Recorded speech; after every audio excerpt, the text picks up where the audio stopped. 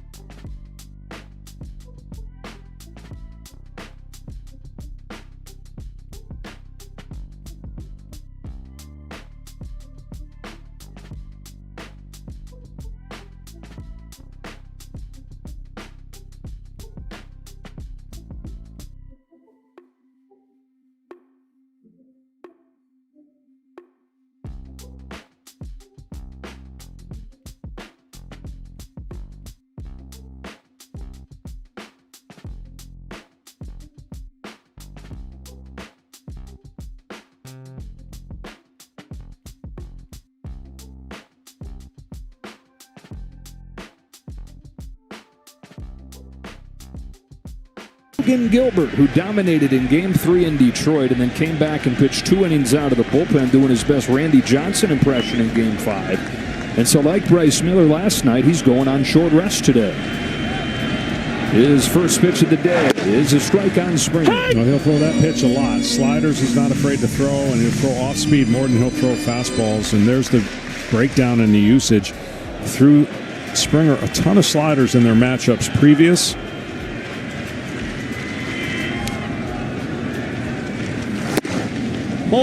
One thing he's done really well in the year is taking care of the top of the order and the leadoff batter. And we talk about it over and over again. The leadoff batter in an inning is so crucial in the postseason.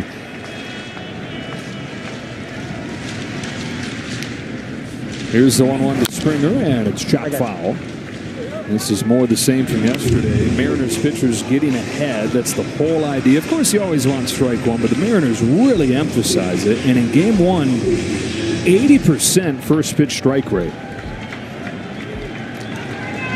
Logan Gilbert has been one of the best in baseball in that category all year. His 1-2 to Springer is rocketed down the line foul. Now there's that split finger that he throws, and it has a little bit different action, a different release point. At 6'6", you would think he has a high release point, but he actually has a long stride. So what that means is a lower arm angle, and it's a lower delivery than what his counterpart on the mound, Savage, is currently at.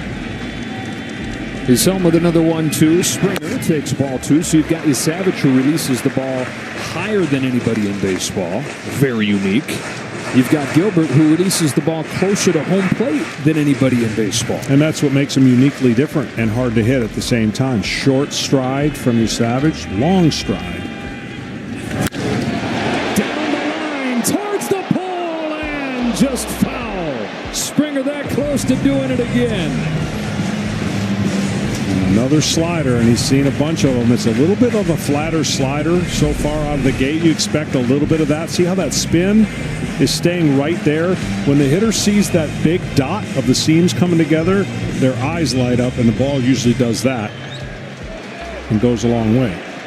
With the first leadoff home run in Blue Jays postseason history yesterday. Leading this one off against Gilbert. Sending a drive to left center field. Arozarena's back. It is off of the warning track. And it's extra bases for Springer. Again, sparking this Toronto offense and bringing this crowd right back into the equation.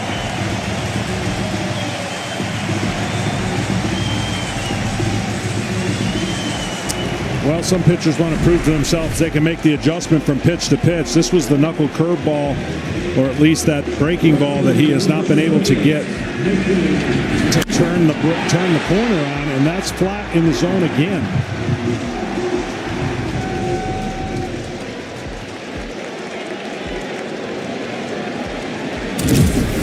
Leadoff double. Up comes Nathan Lucas, who shoots the first pitch foul. Lucas in the lineup after he fouls a ball off his knee yesterday. I don't know about you, but I'm thinking, I don't know if this guy's going to be in there. I don't know if I'd even walk if I'd done what he did. And Nathan Lucas has given him some big swings this postseason. Hit second. A pad on his knee. He's going to move the runner up here at least. Close play at first, and it's thrown behind him. Blue Jays on the board. Lucas puts it in play. Naylor's feed was behind Gilbert, and it's 3-1.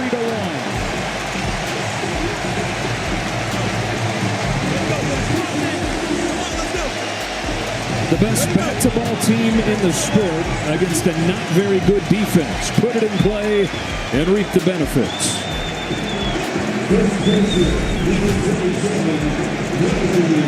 Yeah, tough play when you have this conversion, and really might have been easier for the second baseman, but Naylor got there and was trying to guide the ball. I don't know if he would have got him anyways. Vlad Jr.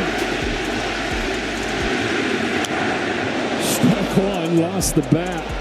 This place is going crazy. And the Mariners completely took the air out of the building with that home run from Julio Rodriguez. So important that the Jays get right back up. They did with a double from Springer. And now they've got Vladimir Guerrero Jr. as the tying run already. Vladdy loves power in the breaking ball department. 21 home runs since last year on breaking pitches. 2 of them against Gilbert. On an 0-1, and jumps out of the way. What happens when you pitch on short days rest, and it's not as easy as just saying, well, it was a bullpen type session, 34 pitches. You get a little fatigued, and the consistency of your arm speed gets a little bit lagged at times. And I could see that a little bit right now with his release point not being consistent. Not the sharp breaking ball that we're used to seeing, and that splitter that has this gentle tumble. So he'll have to find it soon. Blue Jays offense looking to come right back to life. 9 runs a game against the Yankees. On this 1-1, Vlad Jr. chops it to short for J.P. Crawford with a heck of a pick for the first out. Wow, what a nifty play by Crawford.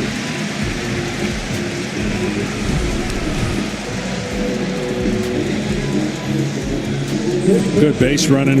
As soon as the ball was high chopped, he got to third base. A very productive out.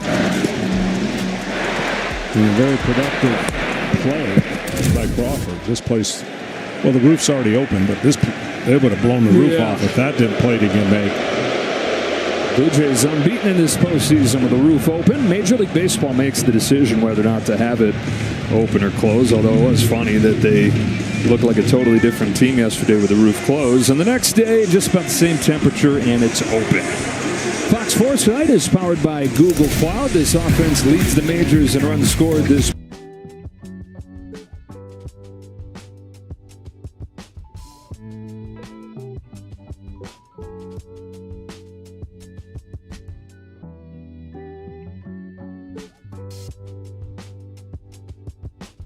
We'll be right back.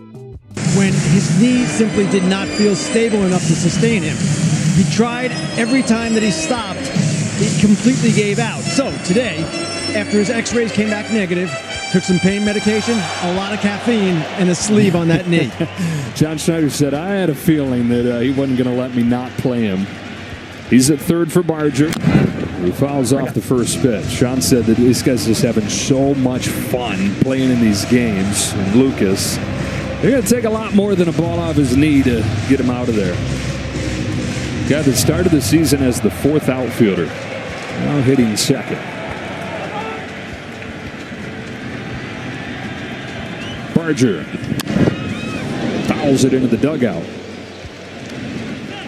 Started the season in AAA, did Addison Barger, after he hit 197 going back and forth as a rookie last year. Look out over there. Woo. Think fast. Infield in for Seattle as the 0-2 comes home. Barger takes outside.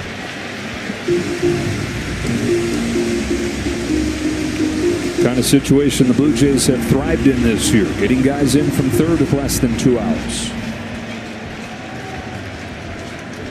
Got to get him thinking inside at some point in this game.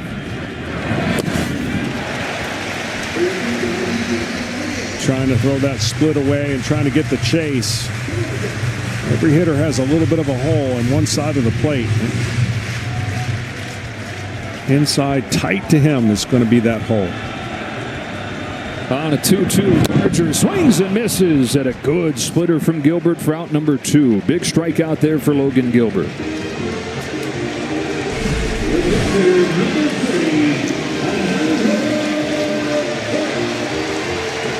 We talk all about Trey Savage's splitter, but this splitter right here was the best swing and miss pitch of any starter in baseball this year. And he pulls it at a good time. Up comes Kirk with a man at third and 2 away.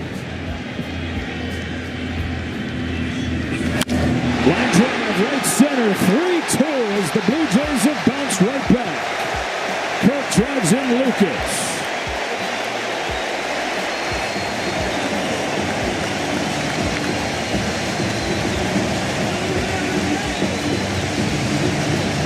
Toronto's already got more runs in game 2 than they had in 9 innings in game 1. Another mediocre pitch over the plate. You can't do that to this Toronto team.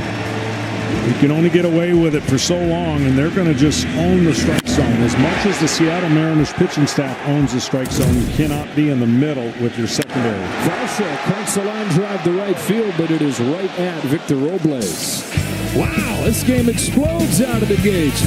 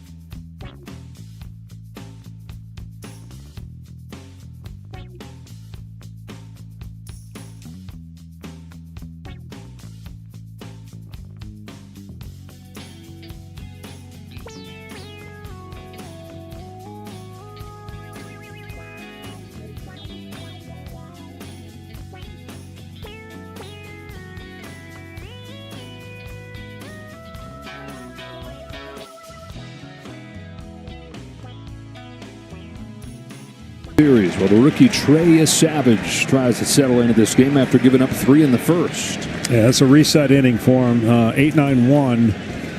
And ideally, you want to get these two guys off the base. Victor Robles takes strike 1. Trying to do his best Bryce Miller impression after Miller had those 27 pitches in the first inning yesterday and cruised from there. Mariners pitching staff from there averaged under 10 pitches per inning and got the job done in 100 total.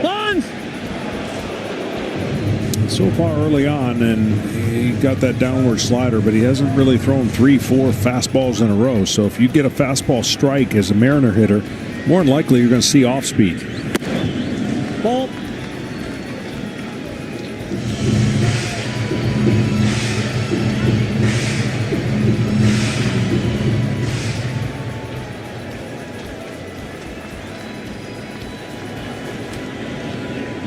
The Savage's 2-1 is shot to right center field. Lucas, that bad knee, comes on and makes the grab.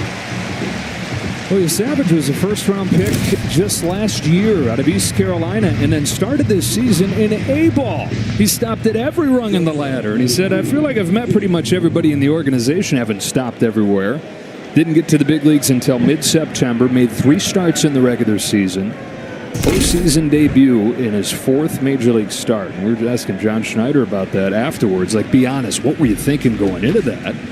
Crawford shows bunt, takes a strike, and John said, well, yeah, you think that he can do it, given what you've seen, but you don't know. You don't know how a guy's going to perform in that setting for the first time. And he said about 2 innings into that game against the Yankees, he looked over at Pete Walker, his pitching coach, and they both gave that look like, oh boy, this kid's got it.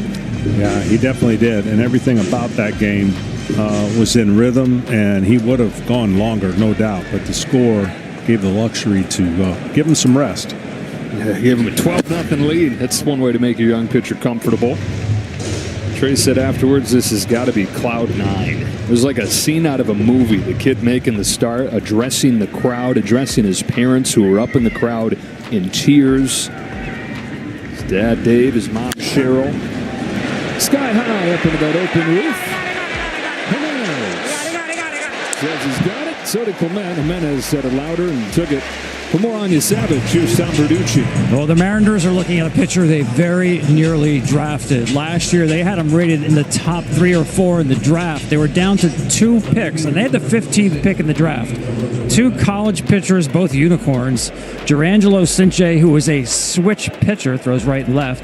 And Savage, we talked about his release point. The Blue Jays were behind them at 20.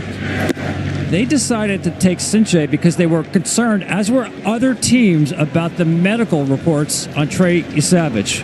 But they could not believe they even had a shot to get him at 15. He became Toronto's pick at 20. Marlins, Brewers, Rays, Mets also passed on Trey Savage after that 15 slot from Seattle. Ball and a strike on Randy Arozarena. Worked count full his first time, then got hit by a pitch and scored on Rodriguez's home run.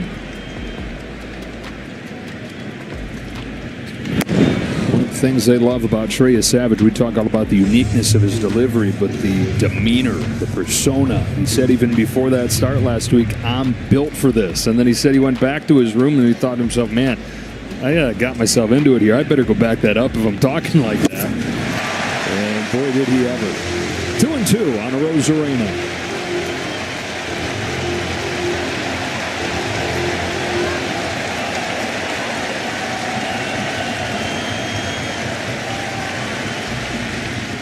He's got it in for 3 seconds. Thanksgiving Day in Canada.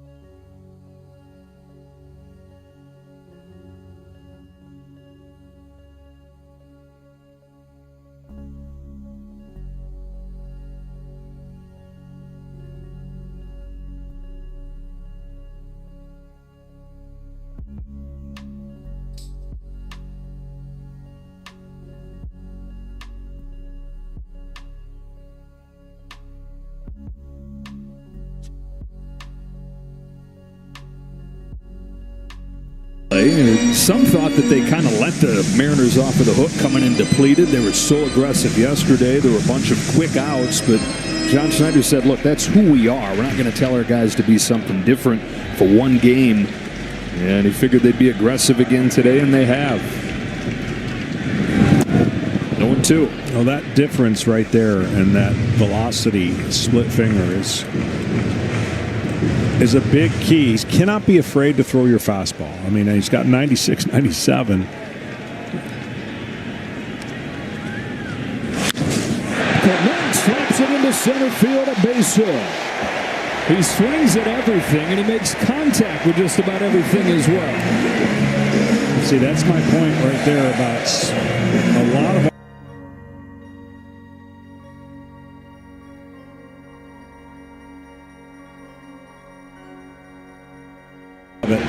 that was another split finger down. He's going to have to command his fastball a little bit more. I know he doesn't throw a high percentage of it. David Schneider is the late addition to the lineup with Anthony Santander's scratch with lower back tightness. Takes upstairs. Schneider usually in the lineup against left-handed pitching, even though on the year he spent a heck of a lot better against righties. So falls into a favorable matchup here. On a 1-0 from Gilbert. Schneider, half swing, pokes it to first. Naylor thought about it instead, steps on the bag. In the scoring position goes Clement. Well, here's where you're going to see the difference of the velocity difference.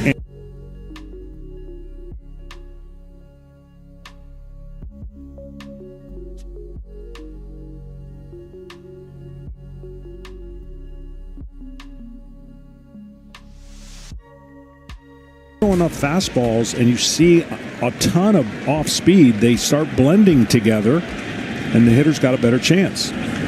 Andres Jimenez fouls it off. And if it seems like everybody's throwing a splitter, there is something to that. That pitch really making a comeback the last couple of years, and especially this year, and especially yesterday's game. 51 splitters thrown in game one. That's the most on record, and that goes back to 2008. Jimenez, the 9-hitter. Grounds into first. Naylor's got it. Steady feed over to Gilbert. 2 out. Tying run to third. Back to the top of the order in George Springer.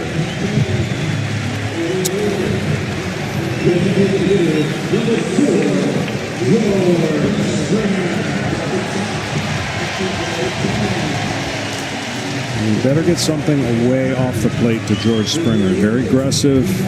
Saw what he did after hanging a couple off-speed pitches in the middle of the zone. He got that double and almost got the home run that he pulled foul. Started both games in this championship series with a bang. The home run yesterday, the double today. He's got the tying run at third.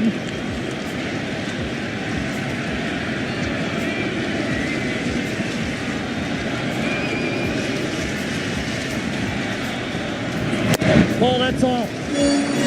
Home run profile sponsored by Budweiser. Yesterday's home run was the 21st of George Springer's postseason career. That's one shy of Bernie Williams for 4th on the all-time list, past Derek Jeter. Had 5 of them in the World Series in 2017. Reggie Jackson, Chase Utley, George Springer, the guys that hit 5 home runs in the Fall Classic. And honored as the MVP in that 17 World Series with Houston. One of the many ways he's been a leader for this team, passing on what he's learned in all that postseason experience, how to handle this stage. Takes it low, he's ahead 2-1.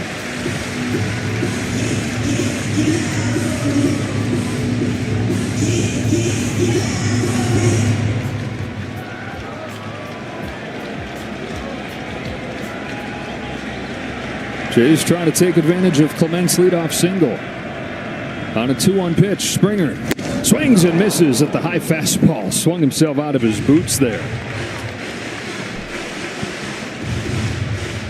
I know they got a bunch of information, and each day and each game is different for a starting pitcher, but that fastball still plays. And I'll reiterate, he's going to have to continue to use that pitch just a little bit more against this team.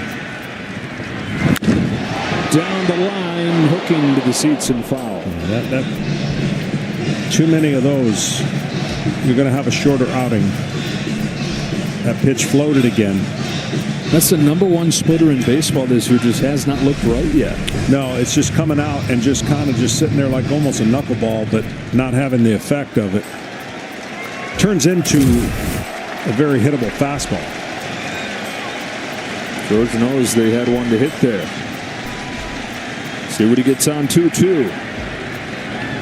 Back to the fastball, and he got squeezed. Whew. I'm with you, Logan.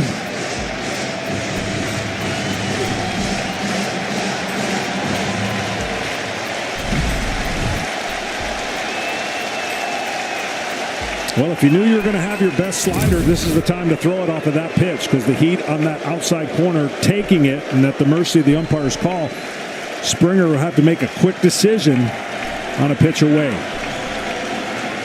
Springer with a chance to tie it with 2 gone in the second. It is a fastball, and we'll do it again.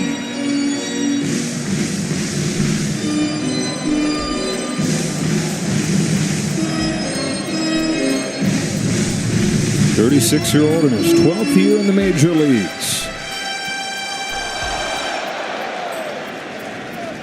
The men at third, 2 away. The 8th pitch coming from Logan Gilbert to George Springer. Ball, that's it. Backed up, ball 4.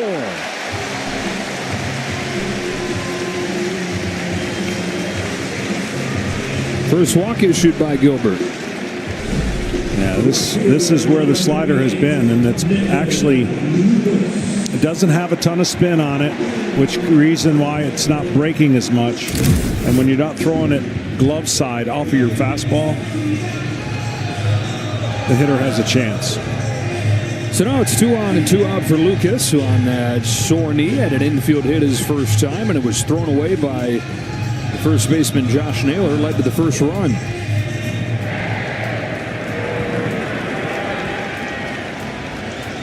Tying run at third, go ahead run at first. Springer led the team in stolen bases on the year, not going. Takes a strike. Well, in this game, if they're getting the right personnel on bases, they're going to take some stolen bases against a longer delivery. Now, Gilbert has a slide step, but he's given up a lot of stolen bases.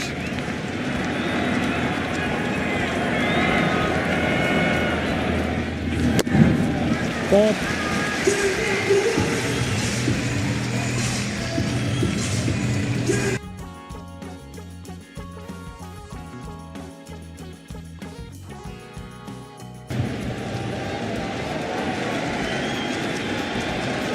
Ball and a strike. Lucas muscles one up the middle, and they've tied it. Springer goes first to third. Lucas knocks in another. Off of the deck and tied up at 3.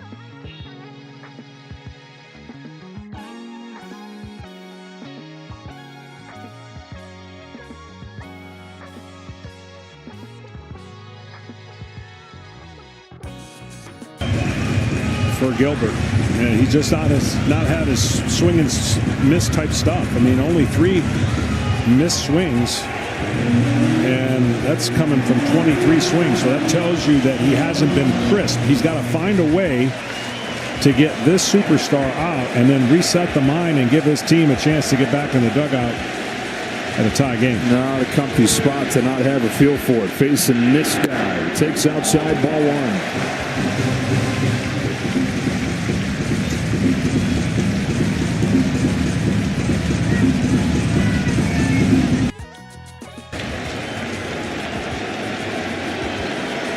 Jays are down 3-0 after a half inning. Looking for the lead in the second. 2-0. How aggressive are you trying to get back into the zone here? Roger on deck. Yeah, I mean you're not going to be too aggressive. He'll probably rely on an off-speed pitch here.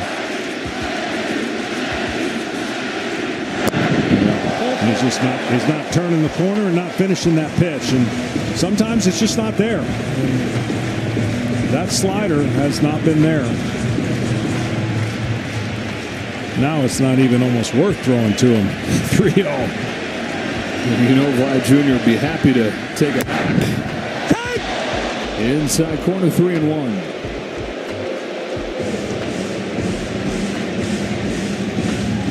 Another one that backed up.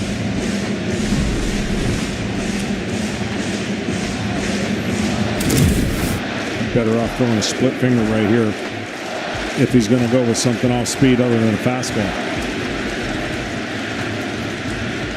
On a 3-1 pitch. And the moment disengages.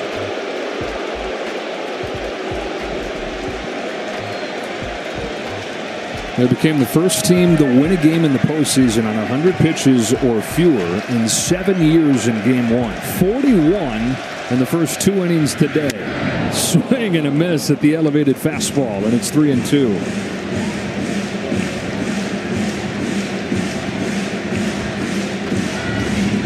Two singles and a walk in the inning. Springer at third, Lucas at first.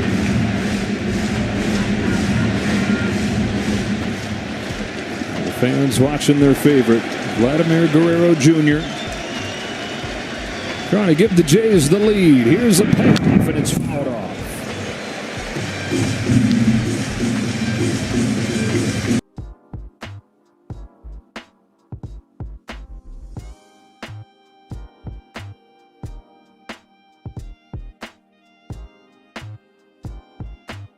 Location, only the change of speeds there fooled Vladdy. Another 3-2 and another foul ball. On another splitter.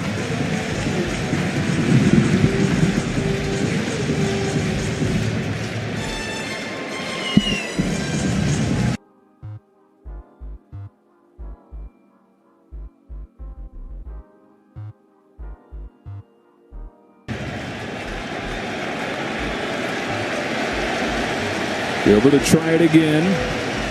3-2. Guerrero sends it foul down the line. On and on it goes. Guerrero is trying to wait as long as he can to pull the trigger right. He's been fighting off a couple pitches.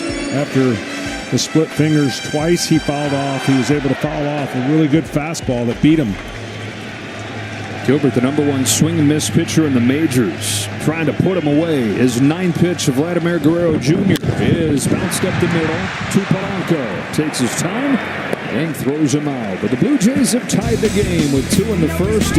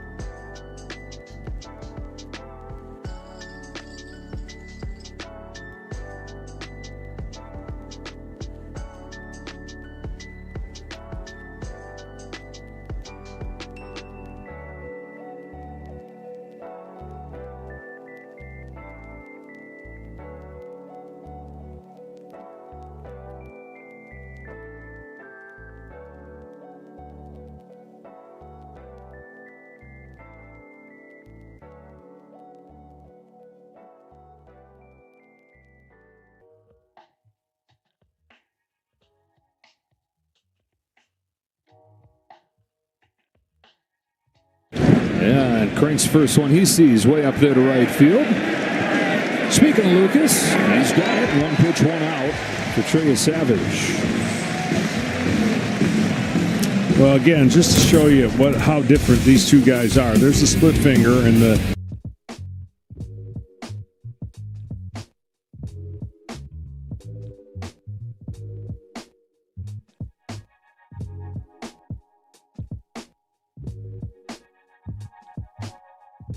guy is on. It all really still and starts and ends with fastball command, and if they got good fastball command, this is the release you're looking for as a hitter, saying, can I see the difference? Is there any variation that tips something? And if there isn't, ball that's down. You better not miss a pitch in the zone. 2-0 Rodriguez. Right now, the strike zone is more favorable to a hitter's liking than a pitcher's liking. Yeah, there have been a couple calls on the outside corner to each team's leadoff hitter that looked like strike 3 wound up not being. Ball that's off. Both guys wound up reaching and leading to a run. You had a Rosarena in the first inning, then Springer in the second took a walk on after what looked like should have been strike 3. I say 3-0 green light right here. For the guy that put Seattle on the board with a home run, here he takes a walk. And Rodriguez has been on base 5 times over the first game plus of this series. So, man aboard for Jorge Polanco, and our player profile is sponsored by Liberty Mutual. Game-winning hit, back-to-back games for Polanco. He's the first guy to do that in the postseason for the Mariners since Edgar Martinez in 1995. Now one of his hitting coaches. Ground ball, Sharper to second. Clement will go to second for 1, and that's all they'll get. It's not that easy of a play by Clement. He had to bobble it just a little bit, and the throw to second gets a little dicier as the runner gets a little closer. Watch this. He cleans right here. A little dobble to his hand, and then the angle to the shortstop in a good spot so it doesn't interfere with the runner. Clement is graded out as one of the top fielders in baseball this year. They give away a utility gold glove, and he's got a good case to win it. Naylor pokes his first one foul.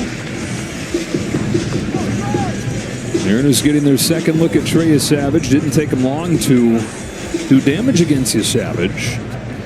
You know, the thing that makes you worry about a guy like Trey Savage, his lack of experience, is also the thing that at this point seems to be the biggest advantage. So different. And these guys are all seeing him for the first time. Off the end of the bat to center field. Here comes Varsho. It'll dunk in front of him for a base hit. Here's a case where you're happy you got it off at the end. It settles into center field, and they've got him corner or 2 away. He had a decent break on this ball, but a big swing off the end of the bat is probably the one that fools the center fielder more than anybody. That direct on line looks like it's going to go farther than it does. But I thought live he had a pretty good read, and so the ball just wasn't going to be caught. Mariners have him at first and third. 2 gone in this third inning for Suarez. Couldn't come up with a big hit for the Mariners. What has been a quiet postseason. On a line to center field. Varsho back at first. Comes on, dives, and makes the catch. Oh, man, he saved himself after going the wrong direction with the first step. And the Gold Glove center fielder keeps.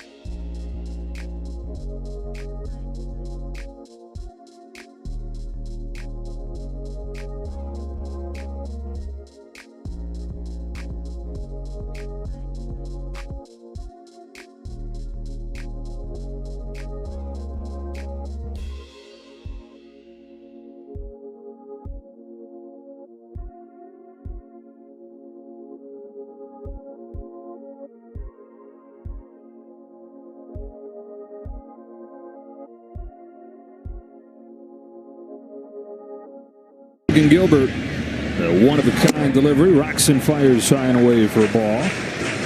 The momentum has severely changed in this game. Down 3-0. The crowd was out of it. Now they're back. And a guy who gets the first batter out of an inning at a high clip has not been able to do that yet. And that is that's a troublesome thing for Mr. Gilbert going against this team. The leadoff man has reached in both innings and coming to score both innings.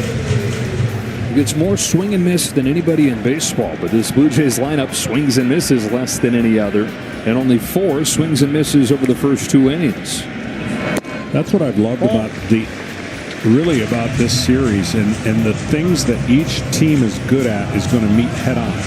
And whoever can execute better, obviously, is going to win. And it's a great cat and mouse game of hitter strengths and pitcher strengths. Yeah, because collectively, this Seattle pitching staff, it's not just Gilbert, the whole staff pounds the strike zone. They do, and they all have unique ways of getting you out when they're all on their regular rest and feeling like they can do their thing. Now, that's what made yesterday so impressive. Today, you can make an argument he's been impacted by that 34 or so pitches he made a couple days ago. That gets you out of whack a little bit, and the delivery and the execution has not been as good as it needs to be. Well, the whole goal for Seattle coming into these 2 games, given what you're talking about, the load they had to carry in the 5-game series and on Friday night, was get one of these 2 games house money for them, and that they got last night's game, because then you get the off day, and they're going to be lined up on regular rest in Seattle. George Kirby Game 3, Luis Castillo in Game 4. And we asked Dan Wilson what's the plan for Brian Wu, who threw a simulated game today. Doesn't sound like he's necessarily going to start a game, maybe a couple innings in relief, but whatever he gives him, it's not going to be a full, normal Brian Wu outing. Barger bouncer to second, Polanco. The point is the staff gets reset once you get through today. Yeah, and honestly, today was going to be that game. Now, they didn't show it in the first inning, but that game where the wearing out of that adrenaline and the travel, quick turnaround. They won yesterday's game and get a quick turnaround. So all those things come into play. And I've always said that your pitcher can kind of dictate what that feeling is going to be like for your ball club.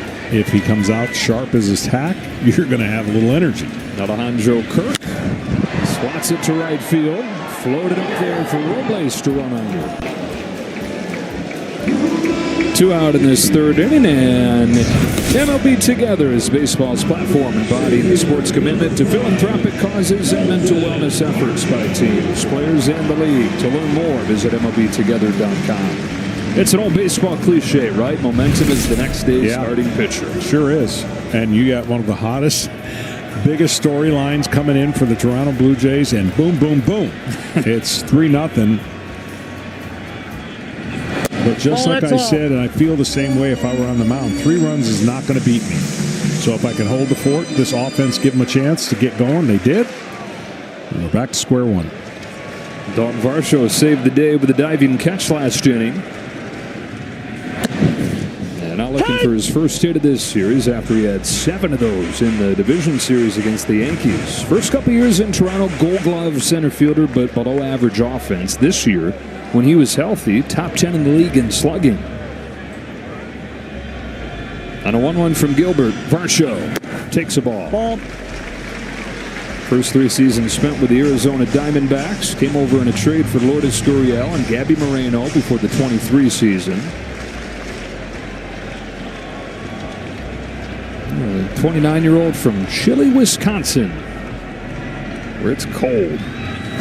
Fouls it off, 2-2.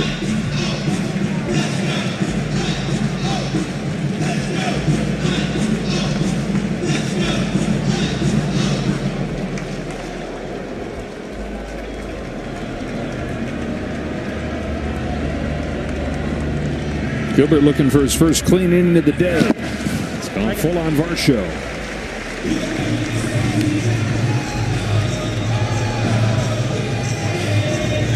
You never want to give up on a pitch, but you can't let a pitch beat you if it isn't working. So you pick spots and situations where you know you can't get beaten. Right now, that slider is that pitch for Gilbert. See what he goes with on this 3-2 to Varsho. Got him swinging with a slider that was not where he wanted it, but he'll take the result.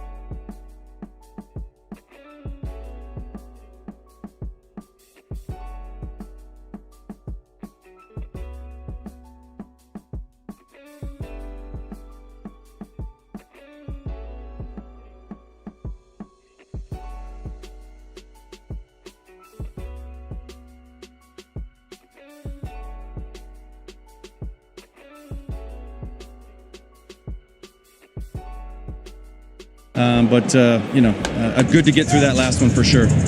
Against you, Savage, a guy you haven't seen before. 5 balls hit already, 95 plus. How do you like the execution of the game plan? Yeah, at-bats have been good, and we continue to make the adjustments. You know, hit a couple balls hard there that just didn't find holes, but I like the way the guys have approached it. Thanks, Dan. Thanks, Tom. Dominic Canzone leads off this inning against his Savage. Misses high, 1 ball, 1 strike. We're talking about how much the splitter gave the Yankees fits, but it's been the fastball that's gotten the majority of the outs for him today. Yeah, he hasn't had the perfect feel for the splitter, so the fastball needed to be better and play better, and it has.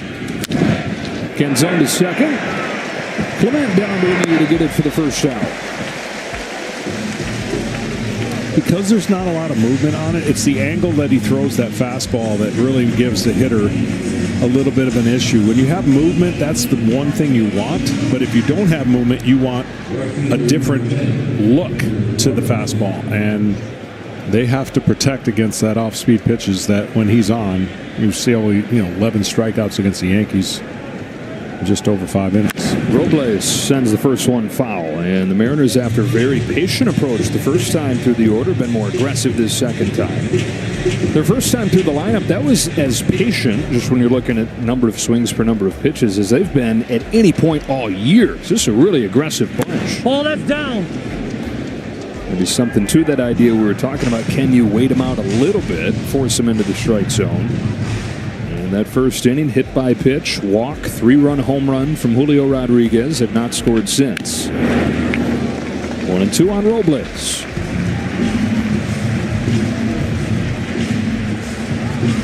And Seattle's probably, they haven't scored many games over 3 runs, and yet they're in this position because their pitching has held the opponents under 3 runs. They only won out of their first 6 games in the postseason. More than 3. 1-2 pitch. Robles takes. Oh, boy. 2-2. And Doug Eddings not making good buddies with either of these pitchers. Or pitching coaches.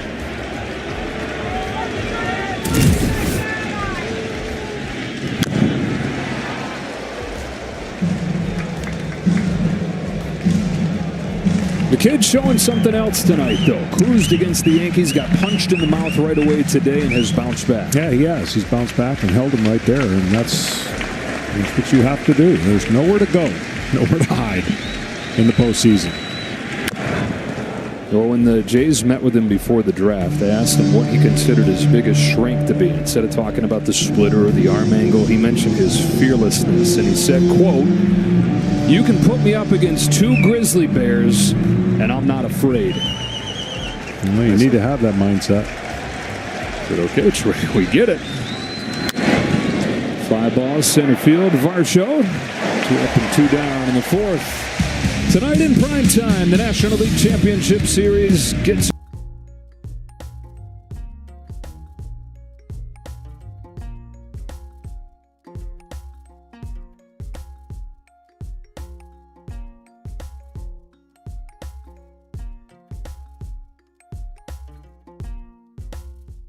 one-hit innings against the Phillies, a sub-1 ERA his last 5 starts.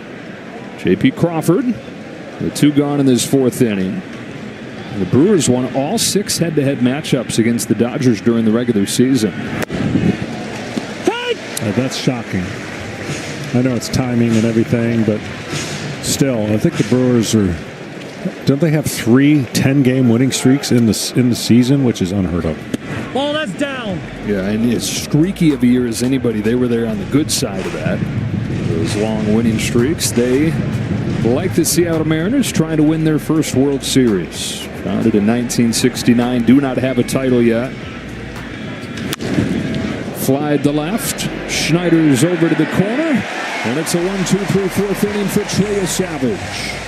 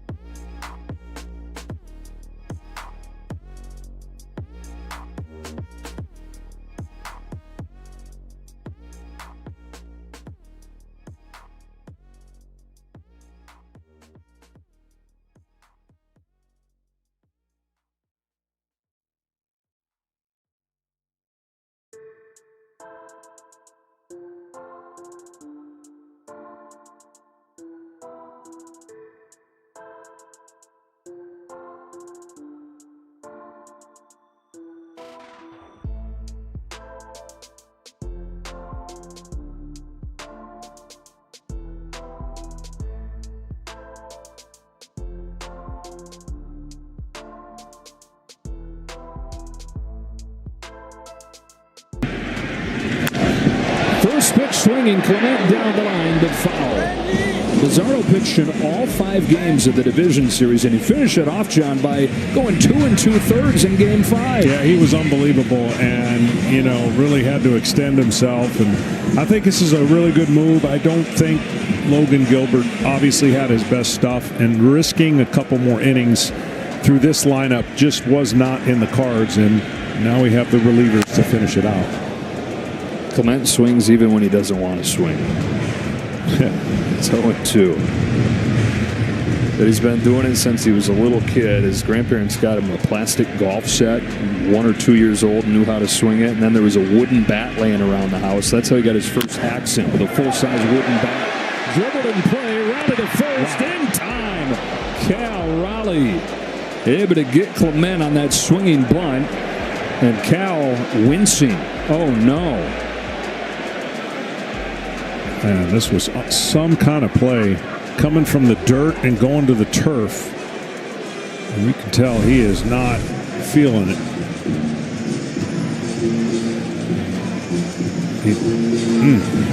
What a play, though.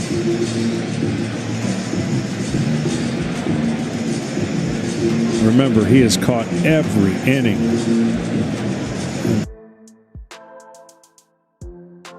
Understand, to catch 15 innings in a postseason game, travel over here.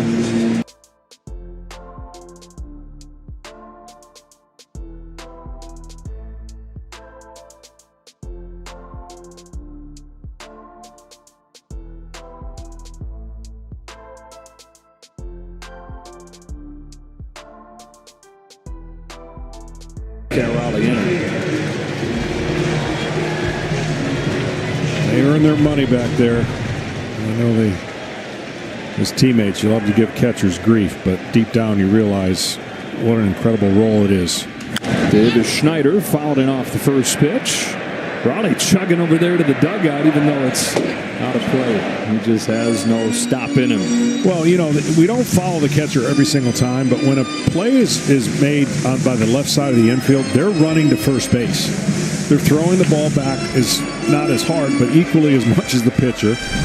They're obviously involved. They got to get pop-ups. They got to do so many different things, not to mention plays at the plate. So to get 60-some home runs out of a guy that does all that is why I think that the MVP race should be a little different. You would vote for Cal I Raleigh? would, and Aaron Judge is one of my favorite people to watch play the game. Aaron Judge had what would normally be a no-brainer MVP season. But if Cal Raleigh's numbers were any other position other than catcher, that's where I give the butt. Because of what he has to do and because of the intense draw on his body and his legs and every single thing he has to do from calling pitches, I just think it's a different category in the year that he put together. Bizzardo's 1-2. Schneider takes strike 3. 2 gone in the 4th. And like I said, if he was a left fielder or a shortstop and had these numbers, hands down Aaron Judge. Isn't it fitting that he's named partially after Cal Ripken Jr.? He's one of his dad's favorite guys, and named his son Cal. And even though Ripken was pretty much done playing when Cal was a young kid, he still adopted him as his favorite player. And with the Iron Man in him, that's something that made an impression. And that he is a modern version of with what he does with the catching. Strike on Jimenez. Seattle bullpen last night, 9 up, 9 down. Bizzardo's retired the first 2 that he's faced today. That sinker he throws is nasty. They're only hitting about 158. The league is off of it. It's got great late movement, and then you mix in that slider that goes the other way, and you got 2 lanes for the hitters that got to be concerned with.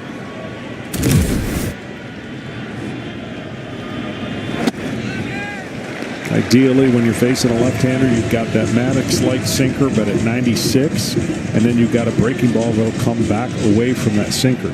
Those are the 2 lanes I'm talking about that a hitter has to cover on the plate.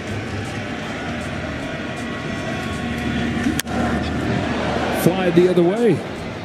Sends Rosarena back, shy of the warning track. And the bullpen perfect in this series. That's now 13 1/3 consecutive scoreless innings for the Seattle bullpen.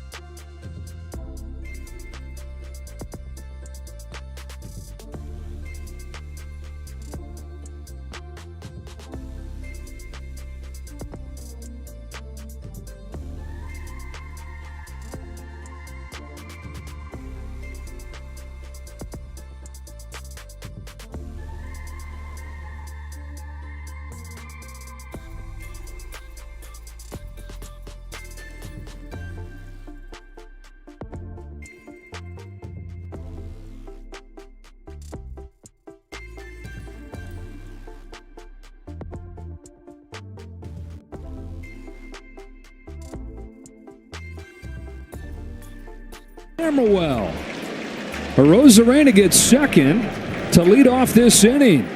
Jimenez, a Gold Glover who had a chance at a play and certainly had a chance to do more than he did right there. And that ball hit Suarez. He's just playing around. Jeez. He got me. Yeah, this ball, with the speed of Rosarena, I think he was going to beat it out no matter what. And you got to get out of the way. What if that kept it in the field? You know? Yeah. Now he's moved back. He's looking at him like, dang, man. So it's ruled a infield hit with an E6 that allows him to advance to second. That's supposed to be. I think what they're discussing is the ball hitting Suarez, and maybe they're going to determine if that would have been a ball that is deemed in play. We'll see. That's what they're discussing, I believe. It's certainly not about dinner tonight. Although there would be time for it. There would be a time. Although I think that it's guaranteed that it's turkey tonight. Yep. Maple glazed. So this ball gets by, and then watch right there. It's clearly going to go in the dugout. Right? But it hits him. And he's down. I'm cooling him off, making sure he's okay.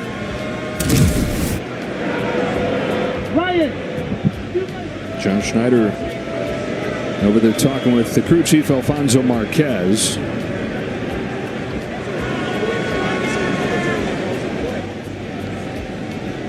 Either way, Arozarena finally got on that first pitch, and he's on base, and his electricity is what the Mariners need. Toronto is challenging the call that the ball was out of play. It's worth doing it, but I don't think this is one you're going to get any luck with. Replay reviews presented by Zoom in New York. You know, it'd be cool.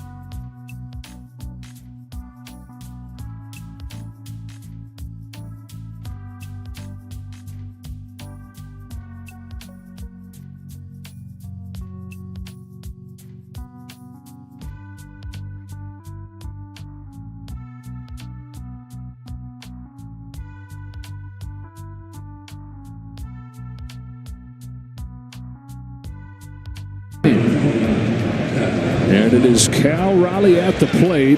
Man, oh man, an exhale for Mariners fans and baseball fans that he's still in there after he was in pain following that play that he made in the bottom of the fourth. They're going to put him on. And John Schneider said yesterday, I think about it every time he comes up. Every situation's different, but with first base open here, that is put the big dumper on. Tremendous respect. You think about this. We're in a playoff situation, and you're walking the guy that owns your stadium, and now first and second, nobody out, and we're going to get change. So both bullpens going to play a large role in this ball game.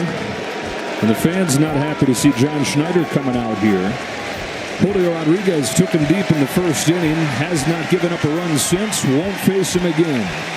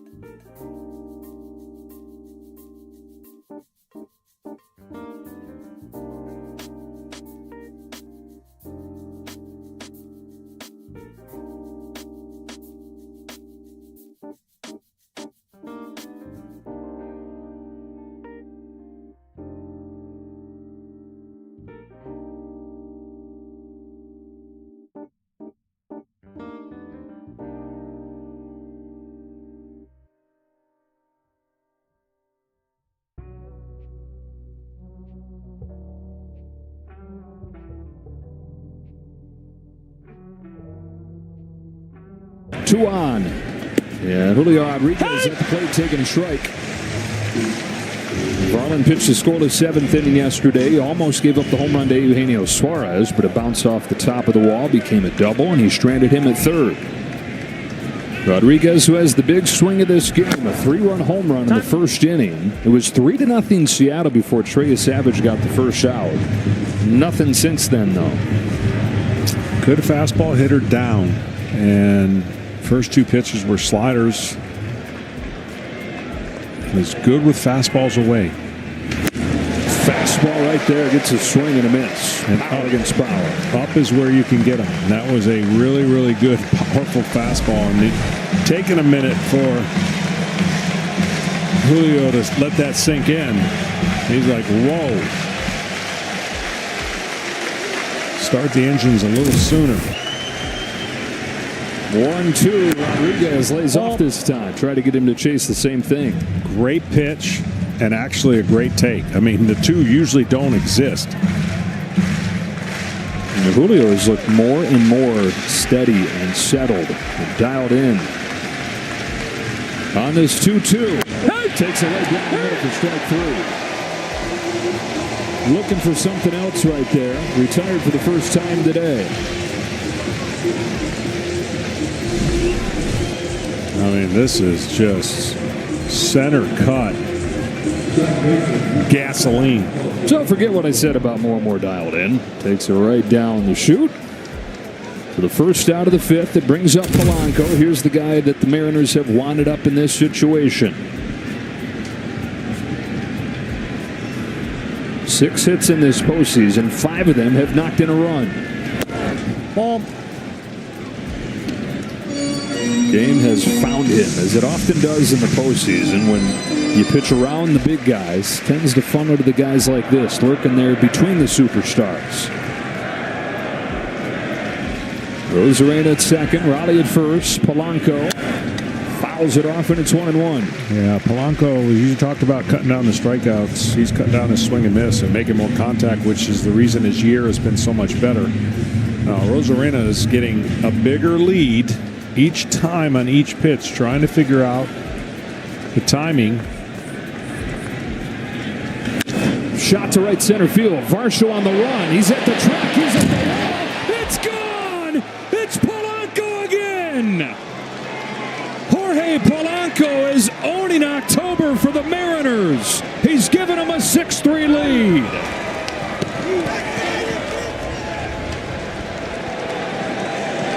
When we see this replay, you're going to see one of the prettiest swings to the ball, short and in the zone. You cannot have a huge swing against a velocity fastball like Varland's.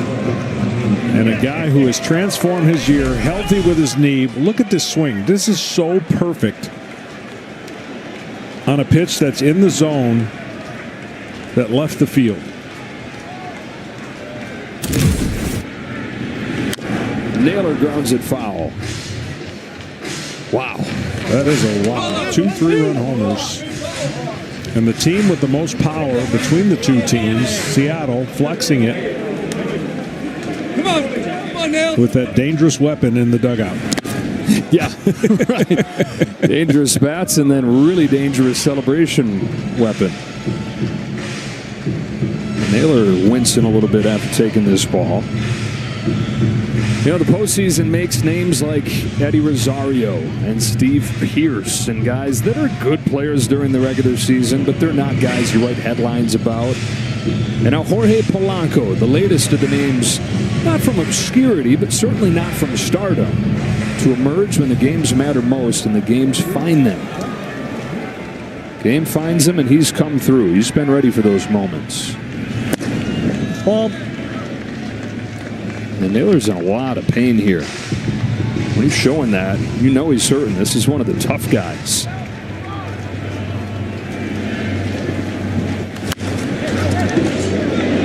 For more on Polanco, here's Kenny. Well, Joe, the interest in Polanco last offseason was so muted that his agent, Ulysses Cabrera, asked the surgeon who operated on Polanco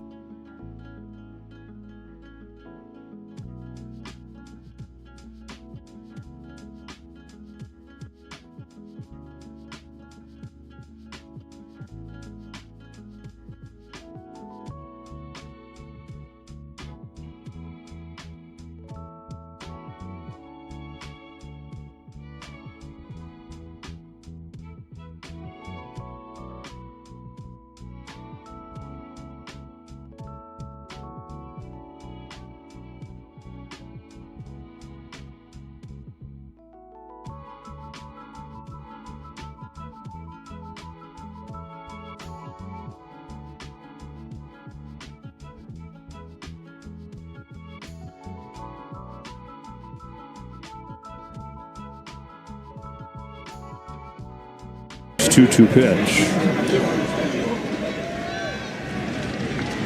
6-3 Mariners on a pair of 3-run home runs.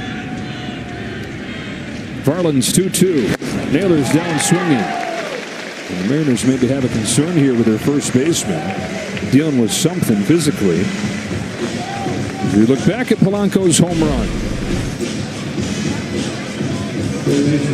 I mean, it is center cut, but then not missed. There's a lot of guys will miss pitches by having too big of a swing. Strike on Suarez. Or their bat angle trying to launch. Are you speaking of somebody? Yeah.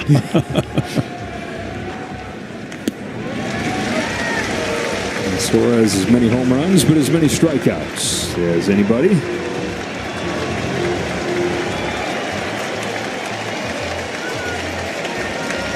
The 0-2. Suarez takes strike 3 on a fastball to the corner. Jorge Polanco. Man, oh man.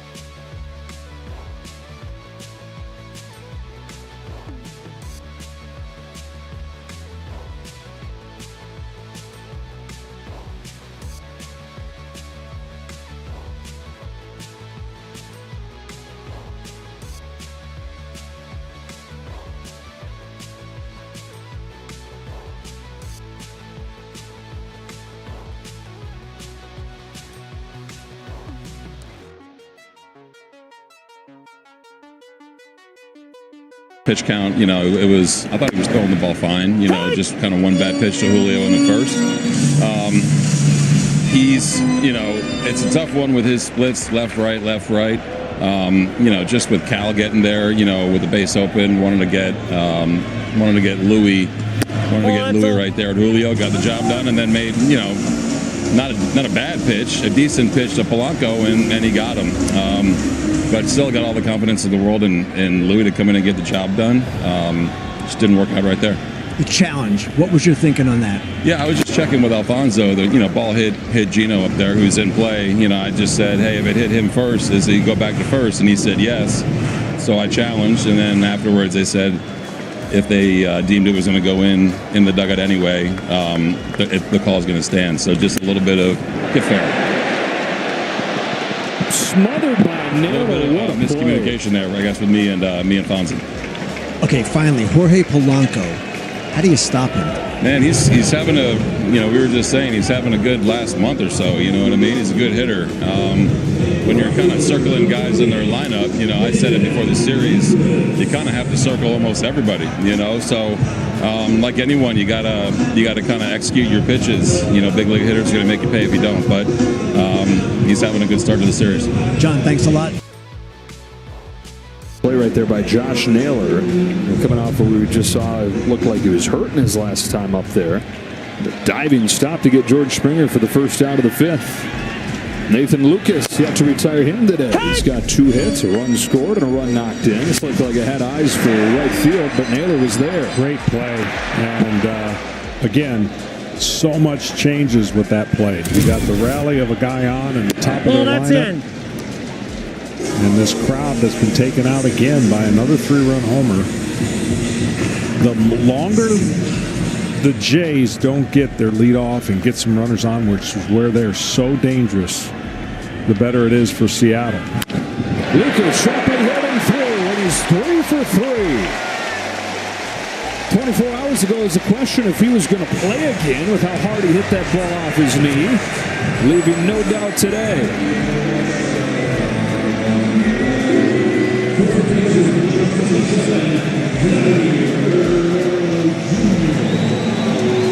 Jays trying to bounce back again. Came back from 3-0 very quickly with 2 in the first and 1 in the second. Looking to get Vladimir Guerrero Jr. going after his monster division series, 0 for 6 in the CS. And again, I know it may not be a big thing to most people, but there's not going to be any left-handed starting pitching in this series. So all these hitters are going to see a lot of right-handers. And sometimes, when Vlad was getting to a great start, he saw left-handed pitchers, and then the ball looked like a softball. Pizzardo ahead of him 0-2. Alright, he fires. Swats it alive.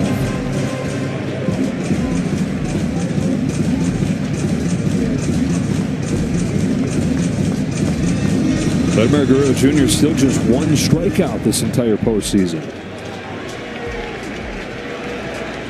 Lucas at first, 1 away. Pizzardo's 0-2 pitch. Ball.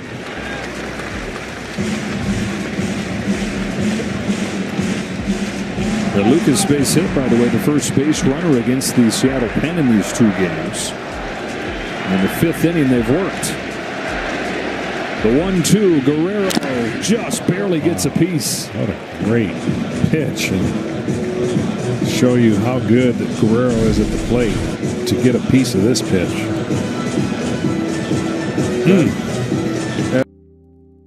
Bottle caps with a broomstick. That hand-eye coordination. His dad would practice hitting rocks with a spoon. 1-2.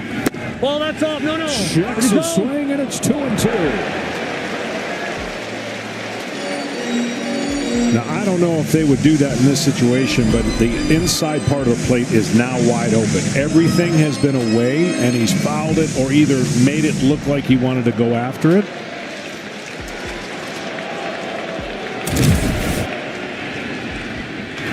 Softly hit. Pizzardo bare hands and guns it to first for out number 2. Good boy, Pizzardo calmly and coolly makes the play. You saw where Cal was set up inside on that pitch, trying to get the sinker in. He got it over the middle, but got the out in a very precarious way. Yeah, like it's nothing. Pizzardo for 4 years was up and down between the major leagues and the minor leagues. Bounced from the Red Sox to the Orioles to the Mariners. Here he comes to Barger, fouls it off. And he was just around league average when he was up there. He dealt with injuries along the way, but nothing to write home about. This year at the age of 30, Bizzardo went 5-0 with a 2.52 and was extra dominant down the stretch. Leaning on him a ton in this postseason. His 0-1 to Barger. Ball that's in. It's because he has that pitch. That pitch right there has tremendous late movement. They call that a front door sinker against a left-handed hitter, and what that idea is, you want to have that pitch come in the front door and catch the strike zone, and he almost did right there.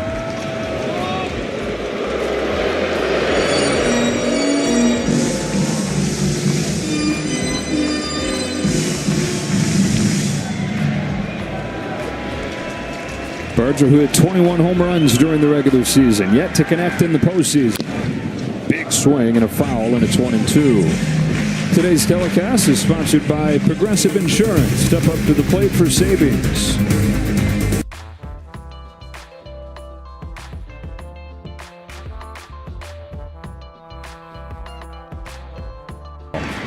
It's downtown buzzing.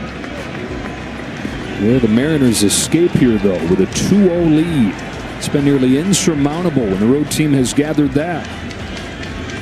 The 1-2 pitch. Almost hit him. Don't give the examples. I won't. I'll just tell you that 3 times the team has come back after falling behind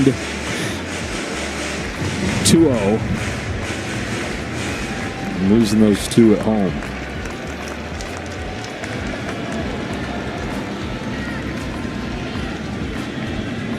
Lucas at second, 2-2 to the plate. Top back to the mound, and another play for Bizzardo. It's another scoreless inning for him.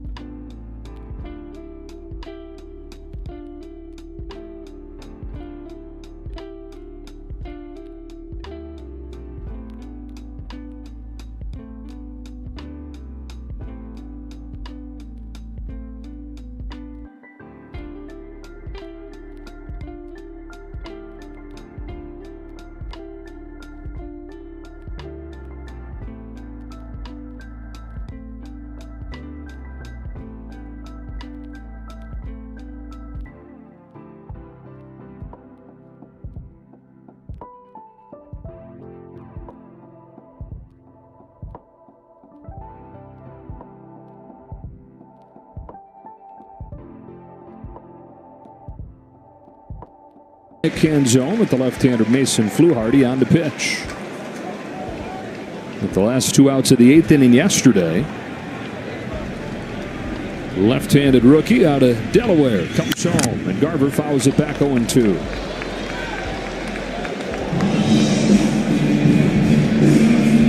Garver won a World Series with the Rangers a couple years ago and was a huge part of that. Drove in 14 into the championship. The Rangers get their first title, trying to do the same for the Mariners. And an 0-2 from Fluharty. Fouls it off. I'm good. He got his first start of the postseason in the 5th game of the division series and had a sacrifice fly against Derek Skubal for their first run. Yeah, go get him, kid. Here's your first start. Go get it. Go get Skubal.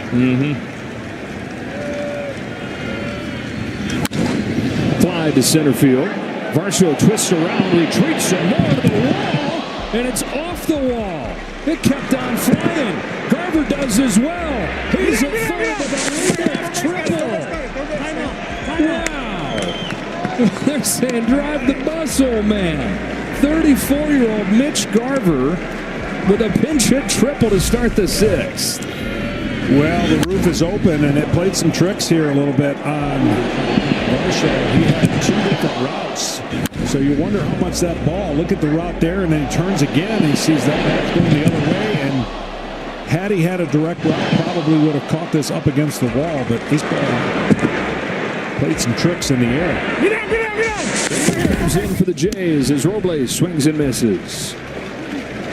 Garver hadn't had a triple in 6 years. He got one the first week of September. He gets another one right here. Mariners try to tack on. Robles down 0-2. They're loving it over there. Everybody getting involved. Julio's saying, I see ya. I like the speed. You're trying to do your best. Me.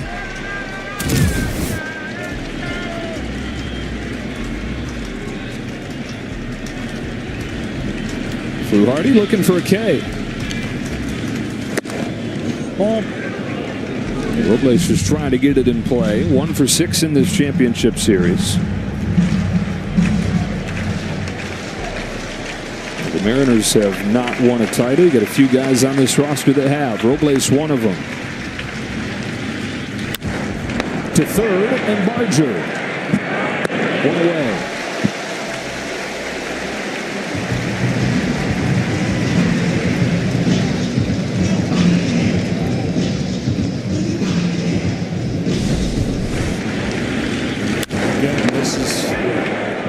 The little things that you never know how the series will play out. You've got to get the run in with man on third, nobody out. And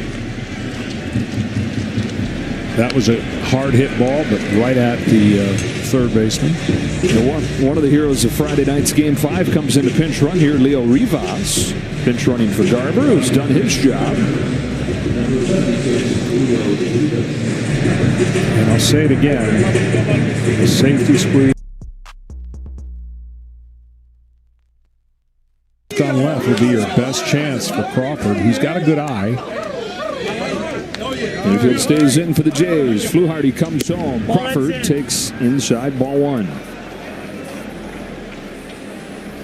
Crawford looking for his first hit of the championship series. He's seen pretty much nothing but 4-seam fastballs. Seattle's 9-hitter. Fouls it off, 1-1.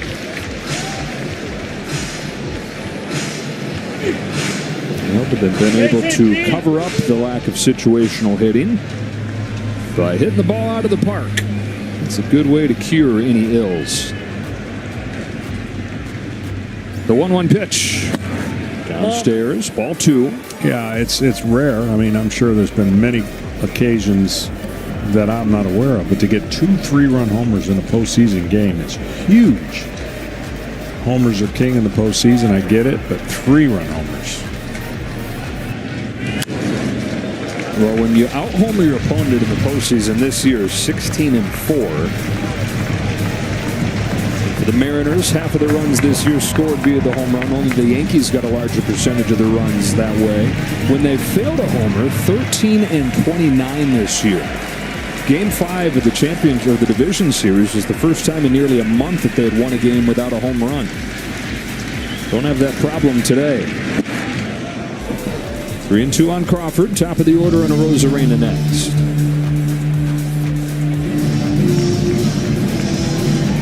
Look, in a perfect world, you have both. You have contact and power. But if you have to pick one, recent history tells you power is what you should pick.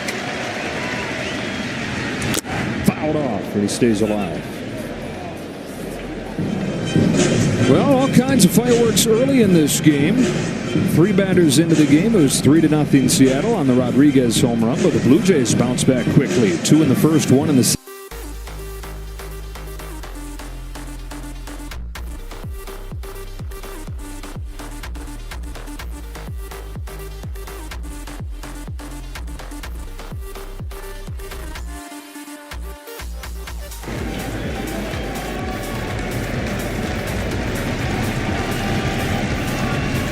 Another 3-2 to Crawford.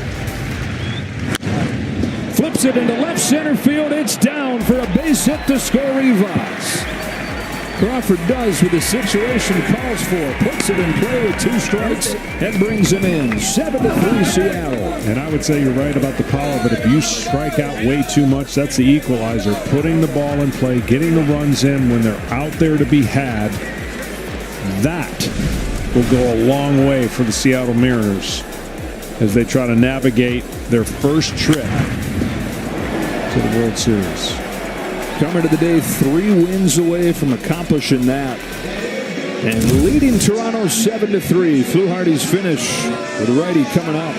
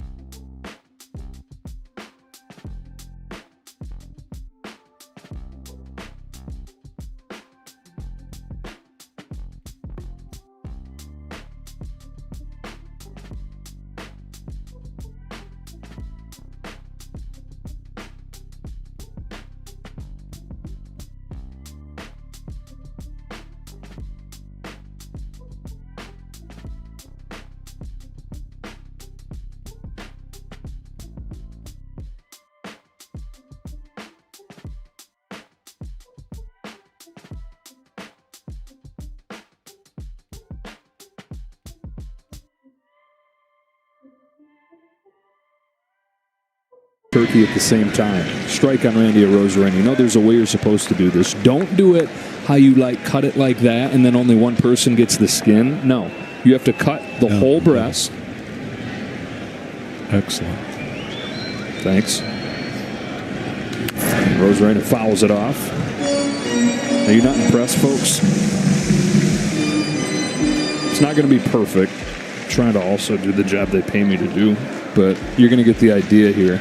Do we have a plate? I don't want to use my score sheet because now I have to slice it. Kind of mesmerized. Maybe I just... Rosarena takes down and away. I have note cards. We set it down. Nope, I have a plate. Plate just appeared. So you got the whole breast. You've cut there. And now you do this. And everybody gets to enjoy. Gets a little bit of skin. All right? Fantastic. Here.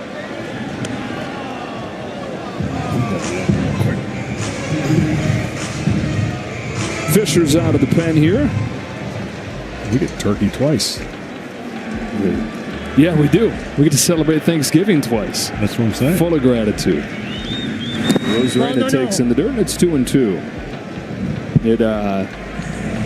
Thanksgiving celebrates the fall harvest just like it does in the States, but the cooler climate up here, that just happens earlier. So the second Monday in October each year, Thanksgiving here in Canada.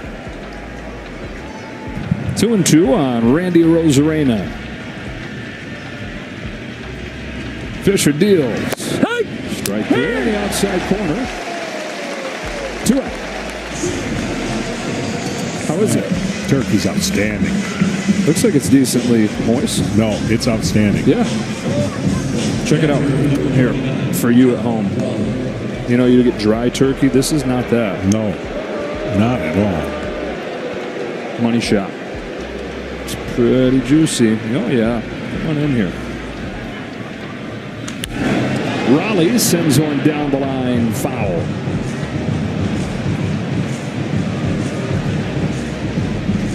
Send a couple of these over to Dan Schulman and Buck Martinez, our friends next door. Sportsnet call up here in Canada. And by a couple, I mean this is like a 25-pound turkey. We're going to need some help. Good thing the commercial breaks are longer because I'm chowing down the commercial break. Are you more of a breast or leg meat guy? Breast. Okay. We did that right. Get ready, boys. Get a whole turducken coming your way.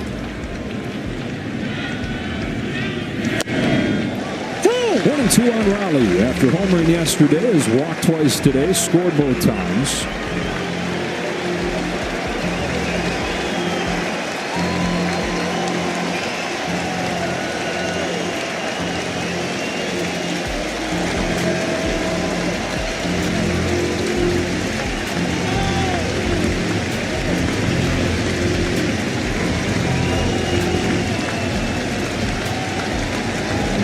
Braden Fisher out of the Blue Jays bullpen. Home to the big dumper with a 1-2 pitch. In the dirt. Checked his swing. 2-2. Now the sequence in that 5th inning. Rosarena had the infield hit. The air on Jimenez opened up first base for them to put Raleigh on. Rodriguez struck out, but then that got Polanco to the plate. And the domino effect of that air. Randy enjoys some grapes for Thanksgiving.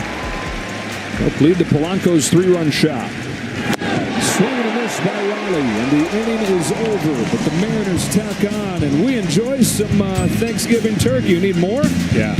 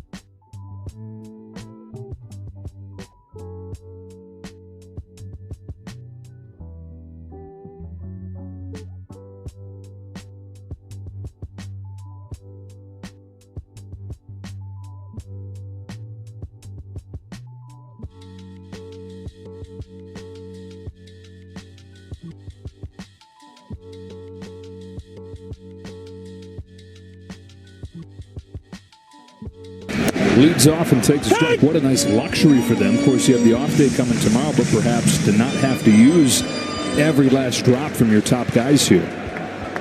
Yeah, that would be huge, and still a lot of work to do against a great offense that can put a crooked number up. This guy's got a live arm. Fastball cutter, and you see what the Mariners bullpen has done. Some yeoman's work.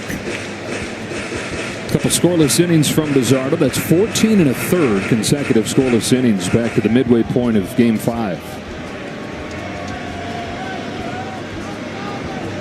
And you don't hear as much about the rotation, but really this whole pitching staff is what makes the Mariners scary. Yeah, you can make it. Well, if the Dodgers are perfectly healthy, they may have the best 1 through 12 or 13, but they haven't been. I would make an argument that these guys could be the best 1 through 13 pitching staff in the playoffs and maybe in all of baseball.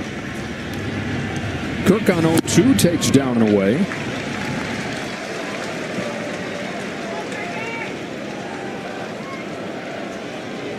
And the Blue Jays offense, which is capable of exploding, do so late in Game 2, or they're going to be in deep trouble.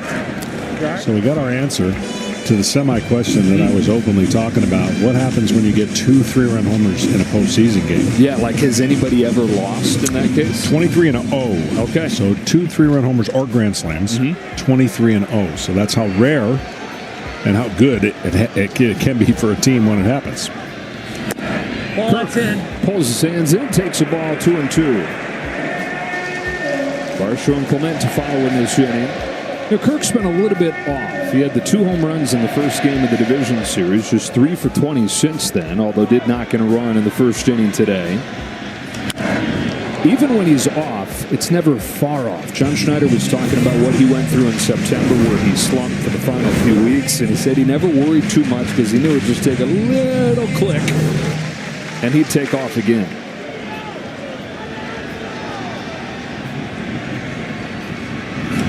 Rolls this one to second for Polanco. One away in the 6th. Play ball is baseball's global youth initiative to highlight the fun and accessible ways to play our great game. To learn more, including how to find a league near you, go to playball.org and follow @playball on X, Facebook, and Instagram.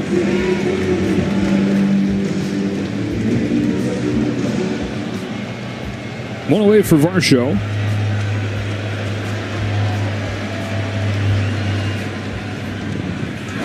Varsho, Guerrero, Clement combined for 25 hits in the division series. They have 2. Beg your pardon, they have 1 so far in the championship series. And that's what happens. That's why people don't understand. You get that series win, you're feeling good, you got 3 days off or so, and you just think you're going to click back into the same spot. It just is weird. The postseason is about more days off than you almost could have in a regular season of 162 games. Think about that. So that's the difference and the mental challenge that a hitter and a pitcher probably benefits a little bit more from the rest than a hitter would for sure. So in that way, what the Mariners went through becomes an advantage. Sometimes it does. You talk about the momentum of coming in and not having any time to think about what just happened. Baseball's played like that. I mean, give or take 18 to 20 off days. I know they got some more off days than they used to, but 18 was the norm in 162 games. That's not a lot. And then you couple that in with 5 or 6 days off that both of these teams were able to survive that first series, and then you get the Mariners just coming in by the seat of their pants and Toronto having time to get some more sim games in. Hitting rhythm and timing, that can go away. Go a few days without doing it. And you can do all you want in the cage and sim games and everything, but it's just not the same as going out there and seeing real live pitching. We're off tomorrow as we travel to Seattle. This hop, skip, and a jump over there to Seattle. Hop, skip, and a jump. Yeah. Get a lot of work done on the plane. Yeah. Or sleep. Depends on how far that seat reclines. Not a great upright sleeper. Shane Bieber will take the ball for the Blue Jays in Game 3. George Kirby, Game 5 of the Division Series starter, is back for the Mariners. 3-2 to Varsho. is hit in the air foul. What is that place going to be like? If it's anything like it was for Game 5, I cannot wait to get to Seattle. Well, it's going to be super loud, and it won't have the influence of Blue Jay fans that maybe the regular season has had. It's going to be a loud Seattle crowd. Varsho hits one in the air to right field. Back goes Robles on the track. He's got room. Mariners are 53-31 at home this year. Let's get a quick message from Corona.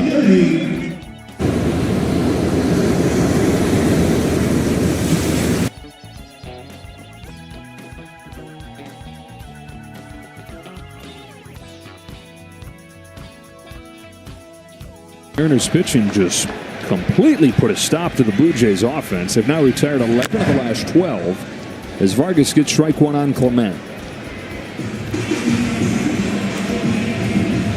What a live arm this kid has.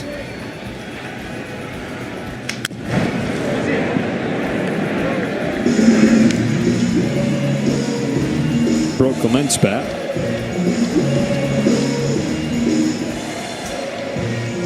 Well, hope for. They went into Seattle and swept the Mariners. Like you were talking about, it's often pro Blue Jays in Seattle. Fans making the trip across the border, just a few hours down Highway 5 from Vancouver. I don't know that they're going to have as much success doing that, to your point. Talking about a hungry fan base, and I can appreciate this for the team I root for that's never been to the Super Bowl. When you've never been somewhere and you're on the brink of it, you're fired up. Into center field off of the bat of Clement, and that's a 1-2-3 inning for Carlos Vargas.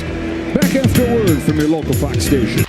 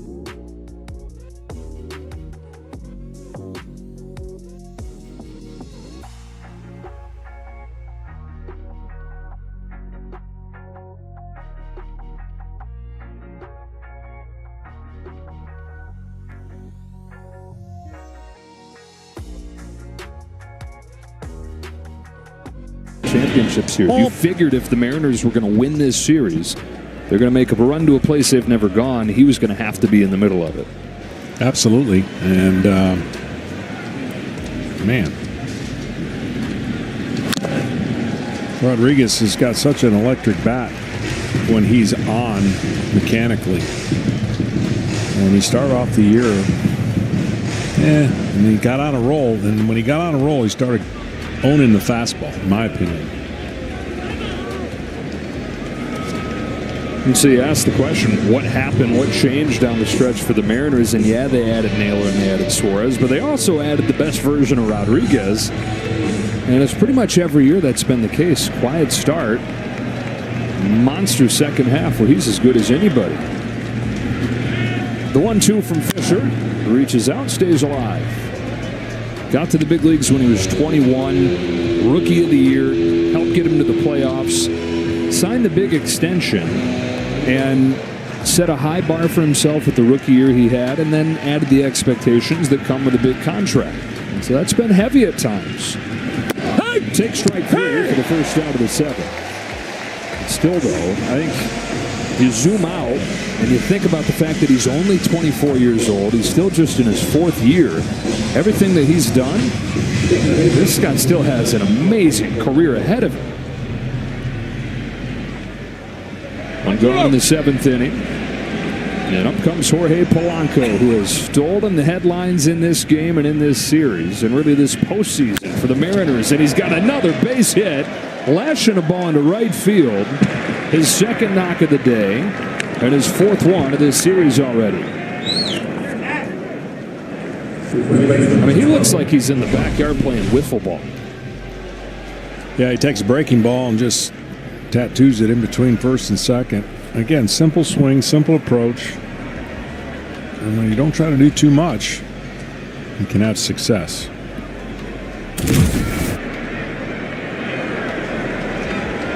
That's 8 hits for the Mariners today. 2 of them from this guy, Josh Naylor, who has been traded 4 times already. First round draft pick a decade ago, the Marlins. They traded him to the Padres. Padres traded him to the Guardians. Guardians to Arizona this offseason, and then Seattle at the deadline.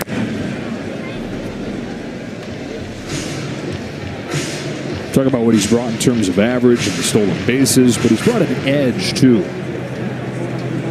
A lot of nice guys in this Mariners club, and that's a good thing, but you can use a little bit of this too, this edge, this intensity that Josh Naylor brings.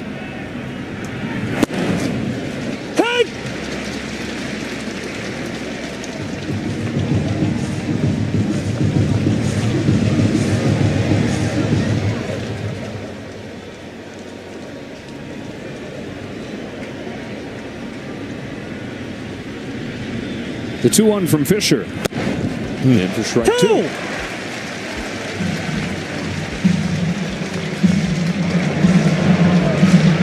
Yariel Rodriguez in the Toronto pen. 7-3 Seattle. Seahawks over the Argonauts.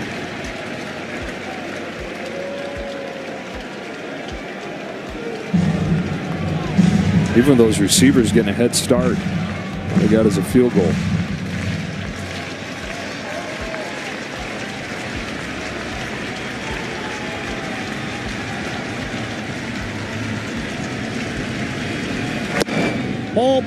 Full count.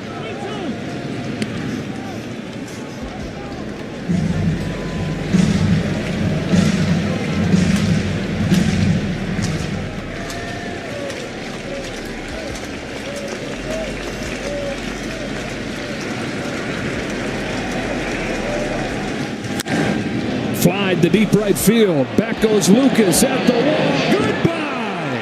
3rd home run of the game for the Mariners, blasting their way through game 2. They lead it 9-3.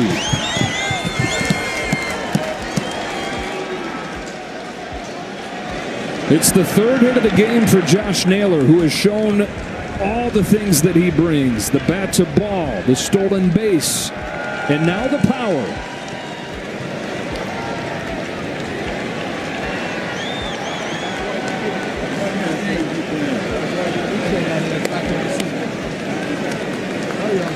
These are trips to the mound that the Blue Jays were hoping to not make a lot of, and they've been forced into it because of the power of the Seattle Mariners. And he takes one middle and just Fred McGriff, right? Follow through, former Blue Jay. In a stadium where he went deep when he was a high schooler.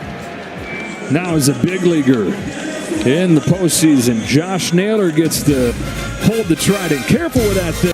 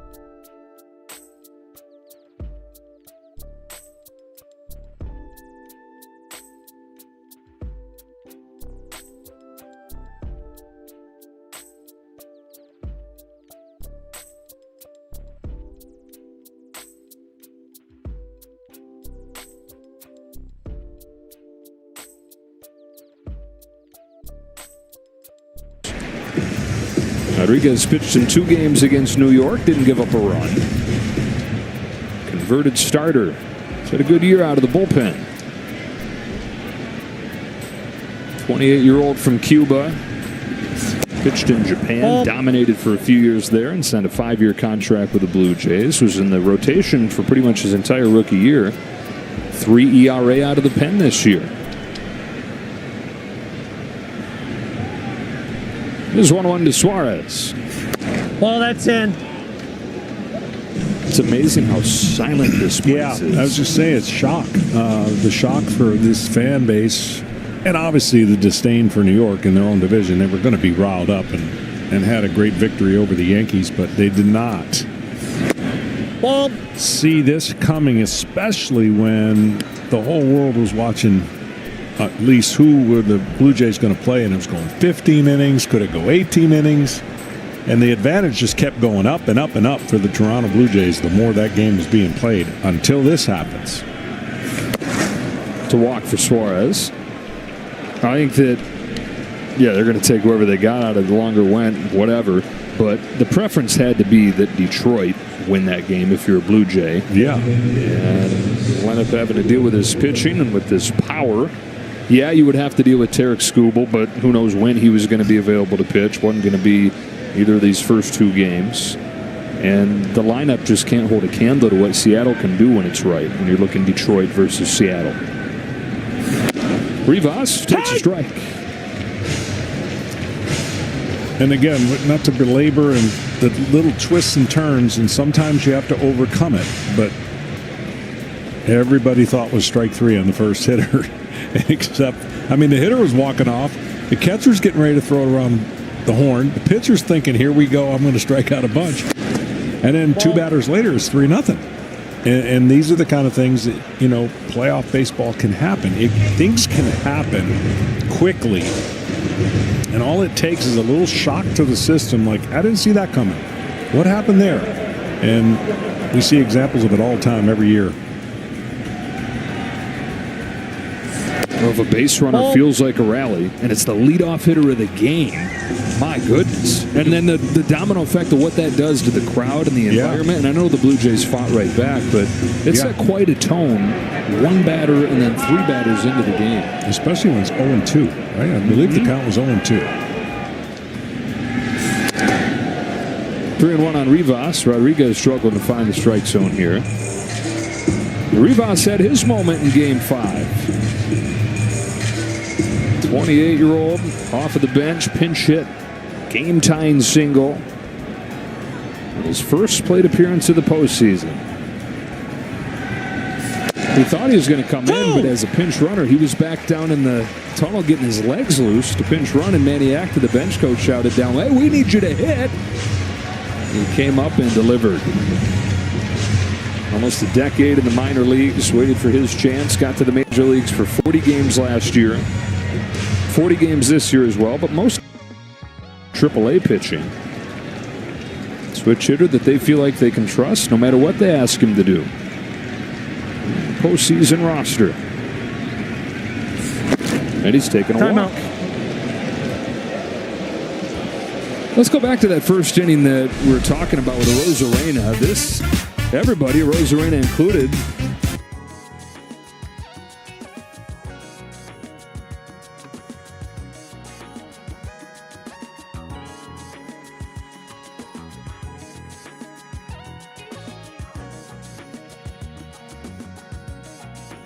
they came back, tied the game up, and really with first and third and Guerrero up, had Gilbert on the ropes, and now it's been the bullpen.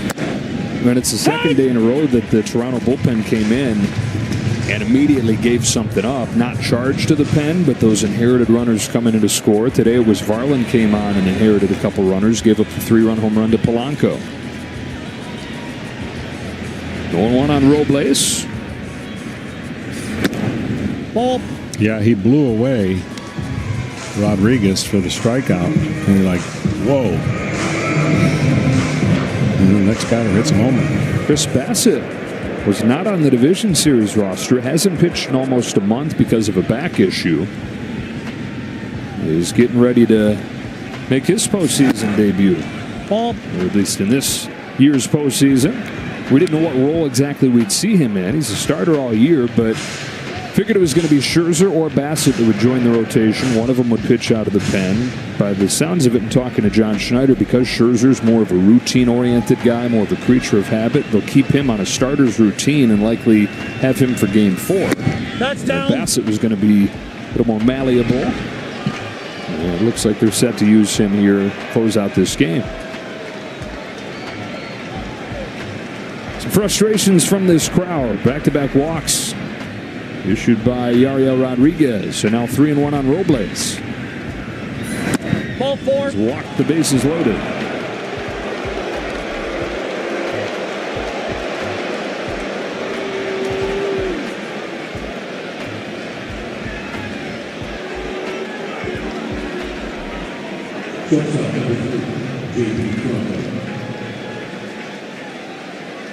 Maple Leafs lost earlier. Blue Jays falling flat in Game 2. Hopefully, Grandma doesn't overcook the turkey. Well, it's not been Raleigh today. It's been the other guys. We were talking about that. Raleigh's been the only guy that's done much of anything in this postseason. Polanco, the timely hits. But the power today coming from other sources. Rodriguez and Polanco, both 3-run home runs. Josh Naylor's added a 2-run home run of his own. Another pitching change coming up here.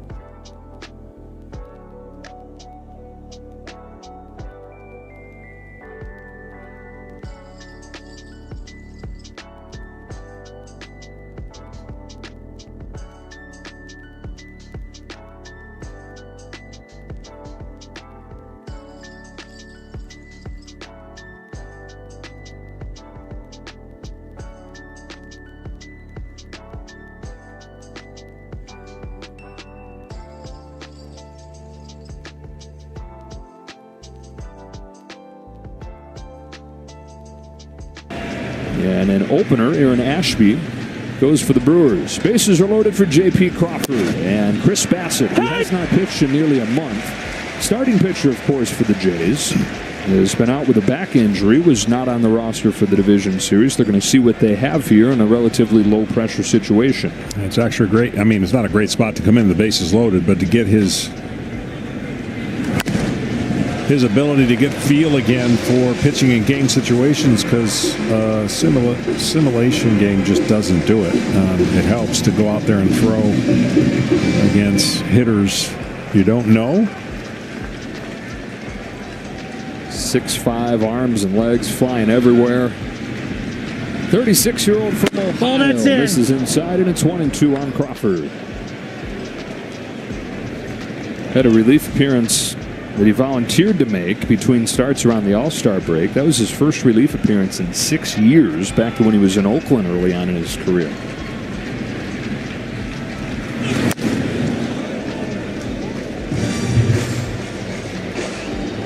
His funkiness is what he uses for his advantage, but it could also be something that gets that release point when you haven't pitched in a while.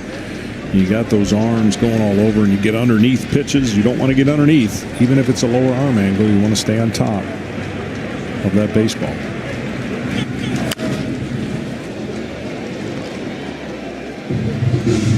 Coming into the postseason, you knew the Blue Jays offense was good. You knew the defense was good. The question was, did they have enough pitching?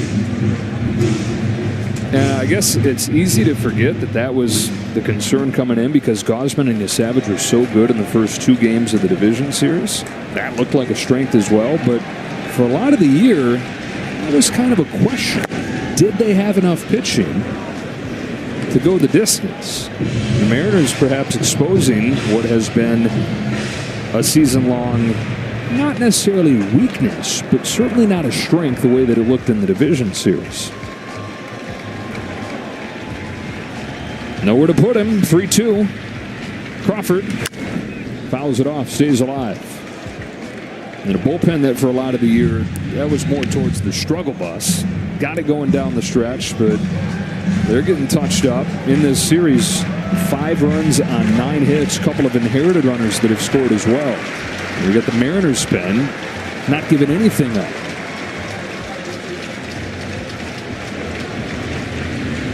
Crawford trying to break it wide open.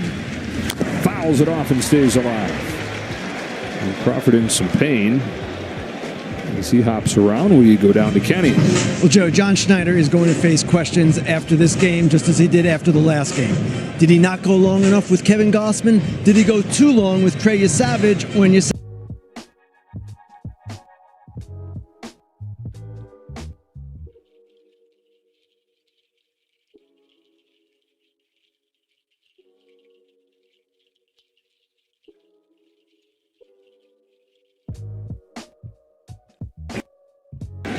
And look, it's an offense that was the best in baseball. Seattle's offense over the last month plus. The wrong group to not have great stuff against. Fly to center field. Varsho comes on to make the grab. Here comes Suarez. Throw to the plate from Varsho's cut off after the shoulder surgery that he had in the offseason. He has the weakest throwing arm in the American League. And so a sacrifice fly for J.P. Crawford. Double digits for Seattle in Game 2.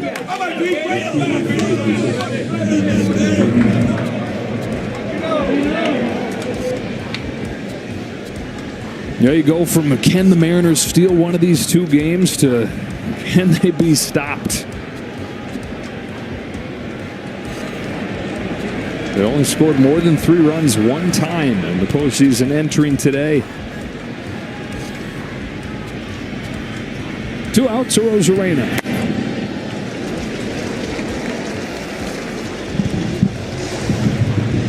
Couple runs scored for Randy today and an infield hit for his first hit of this series.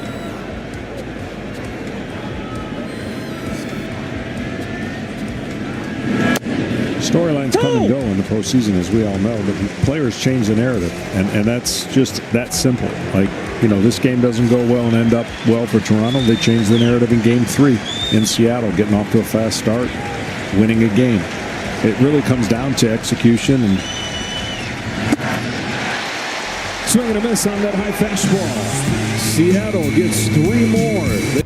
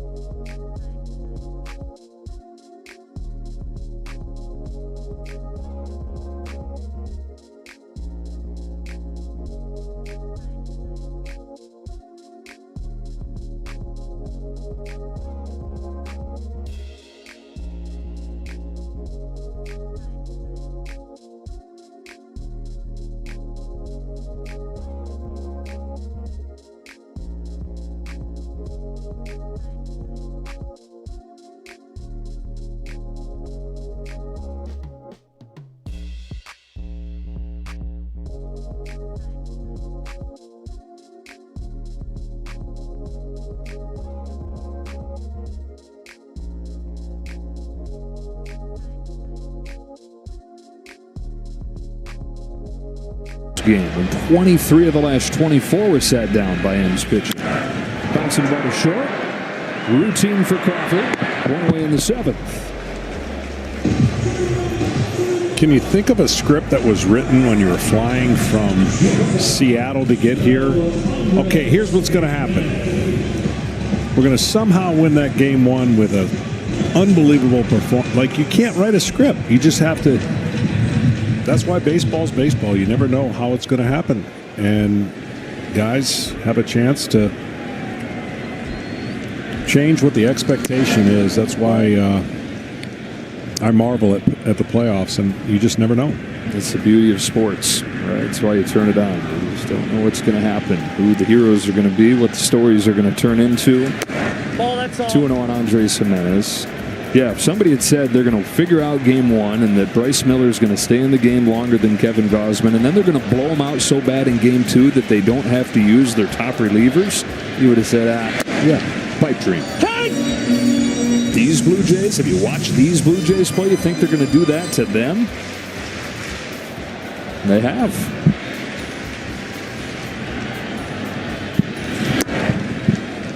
High strike, 2-2. Not been Doug Edding's finest game.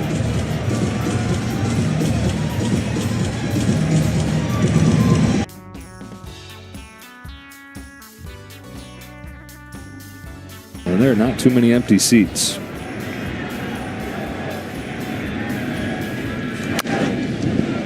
All right, they got the premium food behind home plate. The empty seats you see there, they're just back there getting prime rib, turkey. Yeah, right. And whatever the heck that is that you just started munching in. Come on, it's a specialty. Honestly, it was unrecognizable when you opened it. You're going to have to invite me. 3 and 2. Oh, Rick turned me on to it. It's fries, gravy, and poutine, curds, cheese curds. That's what that is?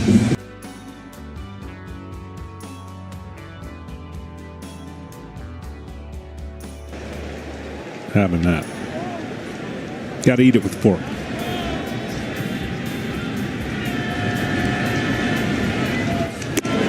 A walk for Jimenez. Turkey wasn't enough to put you to sleep. Had to need some gravy. Fox Sports Ed's powered by Google Cloud. Let's see what we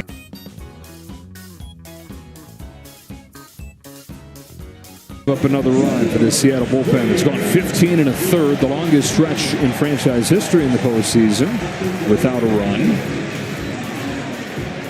Thanks to Google for powering those real-time insights. Top of the order in George Springer. Jays trying to chip away here in the 7th, down 7. Double and a walk for Springer today. Back-to-back games here that he started with a loud swing. A home run yesterday, the double today.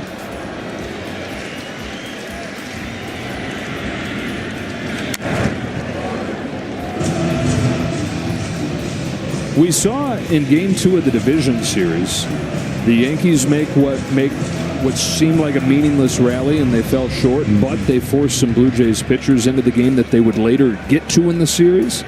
Maybe there's at least that to be accomplished for the Blue Jays here. Springer to right center field. And Robles, you'd love to be able to force them to get Munoz and Brash and Spire back into the conversation.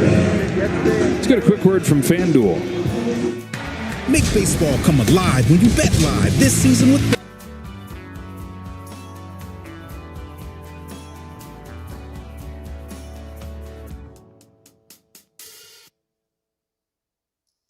for 23.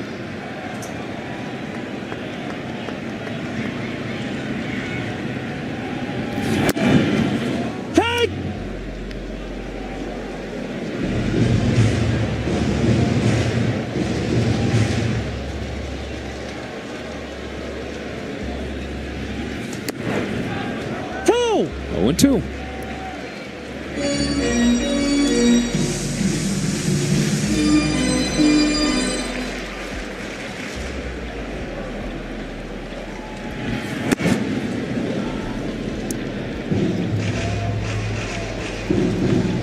There's a lot of chains in this series. Rosarena probably has the thickest one. Swing and a miss at that high fastball. Carlos Vargas, 2 scoreless innings, getting his postseason on track.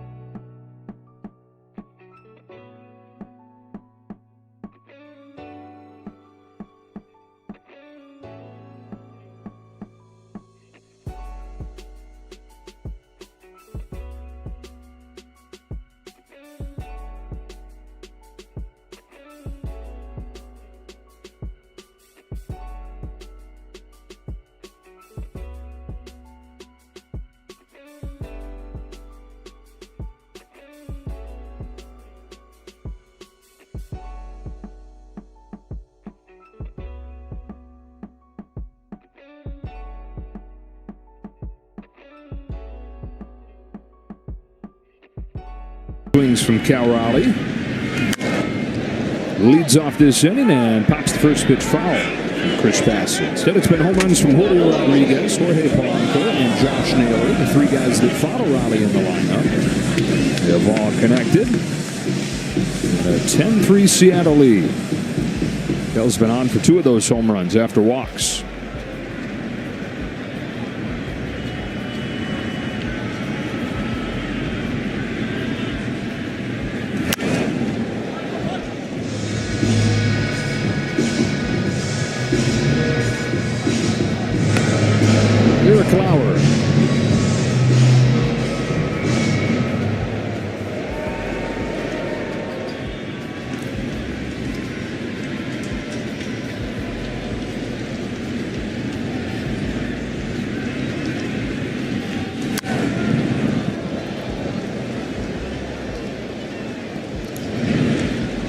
Getting the ball in, we talked about earlier in the game about the success rate as long as you get it in. He, being Cal, has that,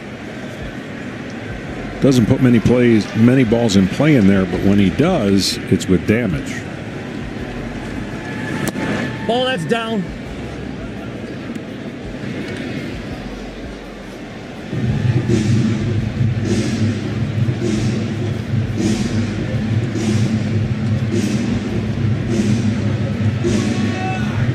See if Raleigh and the Mariners can keep this offense going back in Seattle, which is the #1 pitcher's park in baseball.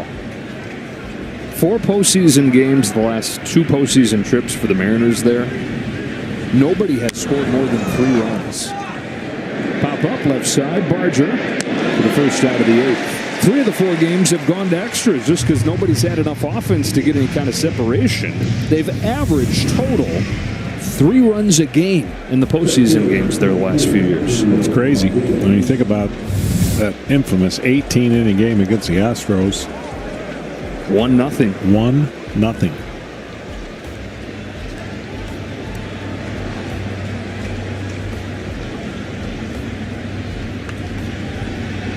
Rodriguez, the first of the home runs today, fouls off the first pitch. You consider what he's done over his first 4 seasons offensively, and that is in that offensive environment. That's the other thing with Cal Raleigh in his 62 home run season or 60 home run season. It's come in Seattle, top pitcher's park for half of the games. So you look at the individual players, and then you look collectively at this being the top offensive team down the stretch, one of the top home run hitting teams overall. When you factor in the ballpark, that makes it that much more impressive what this offense has done. Looping curveball right there, 1-2.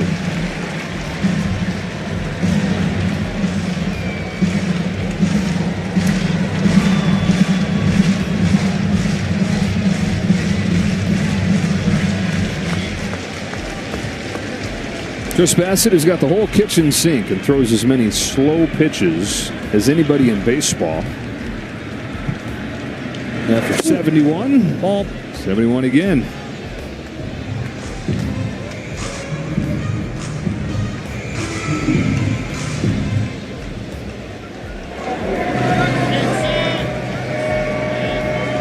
Emerson Hancock looking to finish off this game.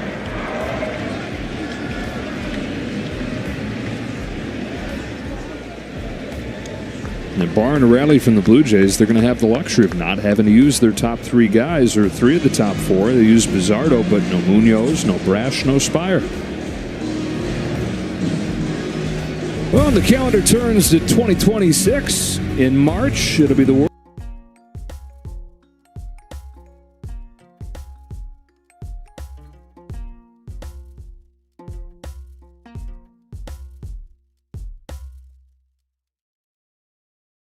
In Team Japan a few years back. What an amazing scene that always is in Miami.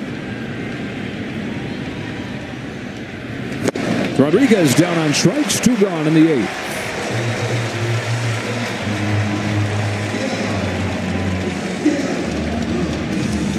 And now Polanco is living his best life these past few days. Here on Friday, 2 hits yesterday. including 2 runs batted in, and today a 3-run shot. Broke the tie game in the 6th and the 5th.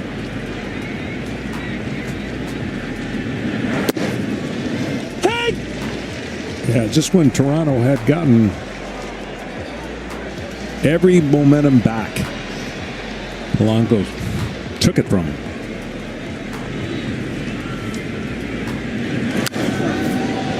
Pops this one up, left side of the diamond. Kirk with the call. And the catch, and a scoreless 8th for Chris Bassett.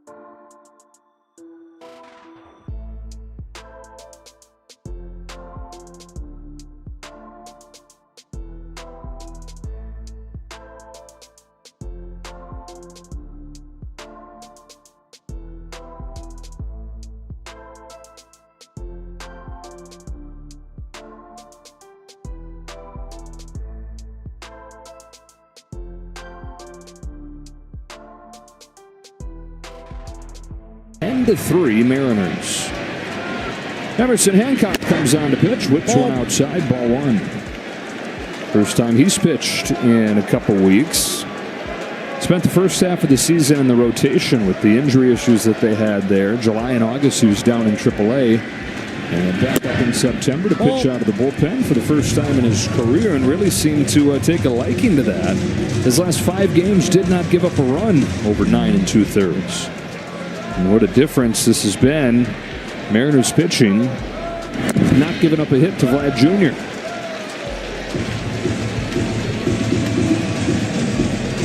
You've seen a distinct difference in approach, the way they've attacked him, to what the Yankees did? Not really. You know, timing, again. The leadoff walk here. Getting on a roll, seeing the same pitchers, hitting every day, 4 days in a row, whatever. Those are all things that, hitters go through their ebb and flow. And I just think that that guy is tough to mess with if he gets runners on.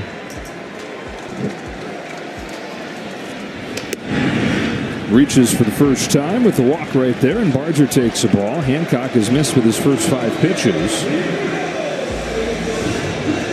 And, it's not to pick on Vladimir Guerrero Jr. Really, the whole offense has fallen off the cliff after the record-setting explosion.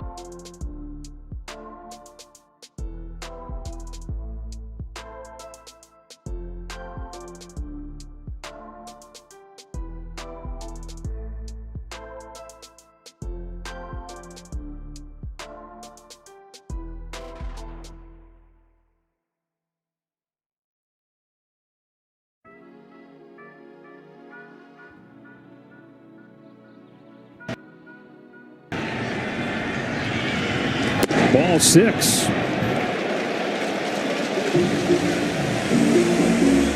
Hancock, former first-round pick out of Georgia. 3rd year with time in the major leagues. Battled through a shoulder injury, back and forth between the big leagues and the minors, and he's just not, so far, been cut out for this stage. No, worst-case scenario.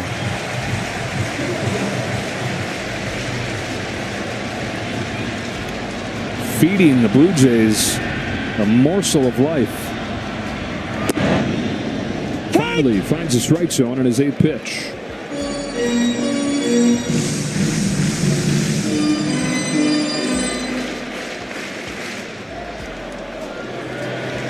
And the top guys that they would love to be able to stay away from. Luchan as Barger flies this to left field. And Rosarina makes the grab for a settling first out. Yeah, that's a brain reset right there. That's like, whew.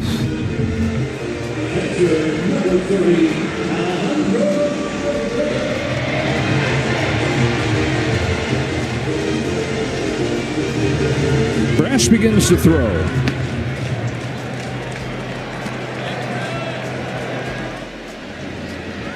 Alejandro Kirk knocked in a run in the first inning. 1 for 3 today, 1 for 7 in this series.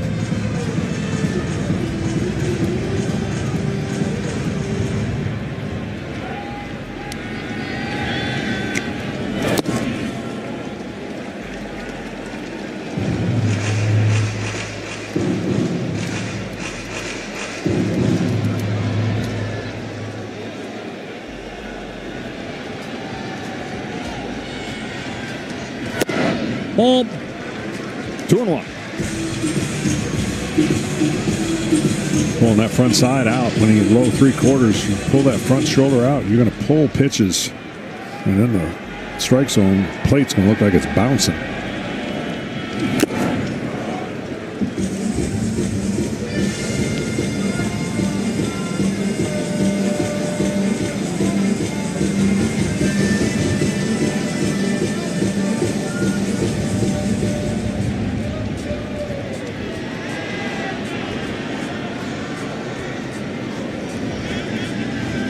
Two and 2 to Kirk.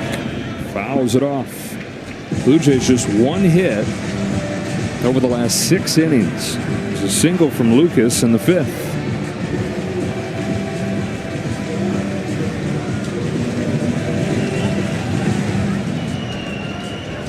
Four runs on 8 hits total in the 2 games.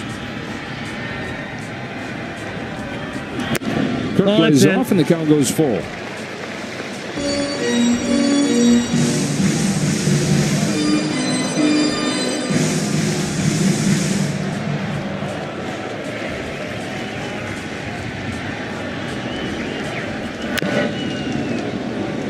NLCS underway in Milwaukee. Dodgers and Brewers. About to complete Game 2 here of the American League Championship Series. Somebody's going to make some form of history with the 4 teams that we've got left. Dodgers trying to be the first team to make it to the World Series after winning it since the Phillies in 08 and 09. Ball 4 for Kirk. Nobody's won back-to-back titles since the Yankees won 3 in a row at the turn of the century. Blue Jays trying to win it for the first time in 32 years, and then 2 teams still searching for that first title, Mariners and Milwaukee.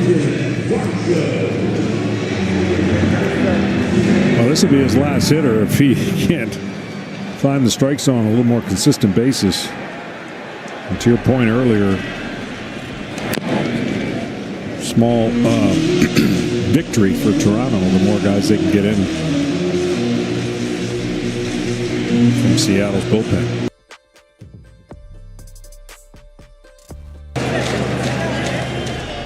Brass looks ready to go as Varsho rounds one foul, strike two.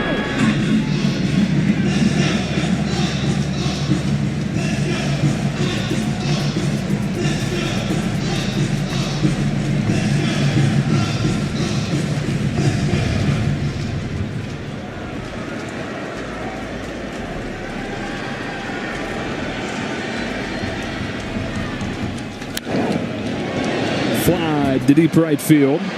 Room for Robles, though. 2 out.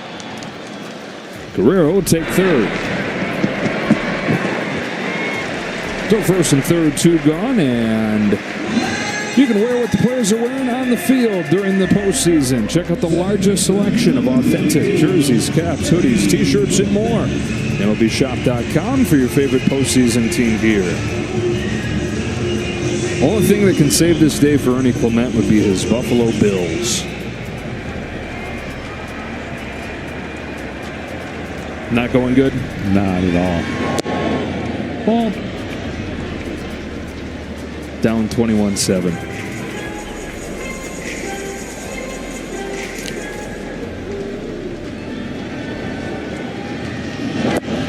Ball. 2-0.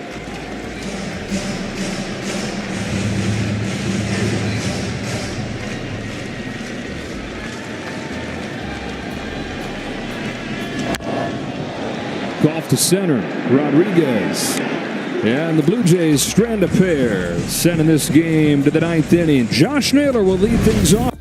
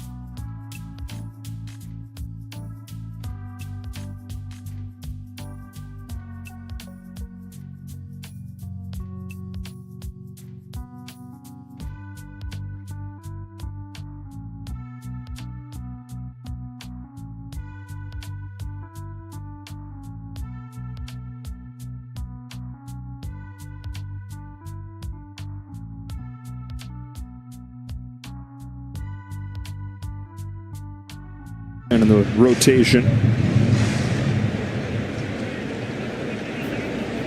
New catcher for the Jays as well. Tyler Heineman replaces Alejandro Kirk.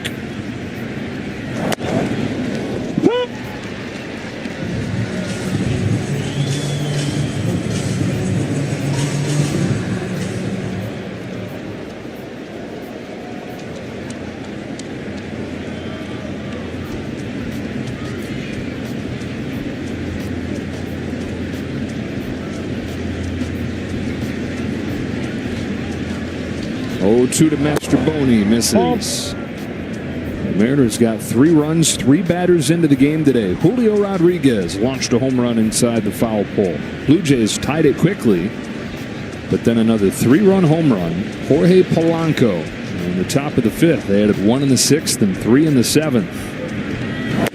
Strike 3 call on the outside corner, and we go down to Tom Verducci. Well, thanks. What a day, an eventful day for Josh Naylor.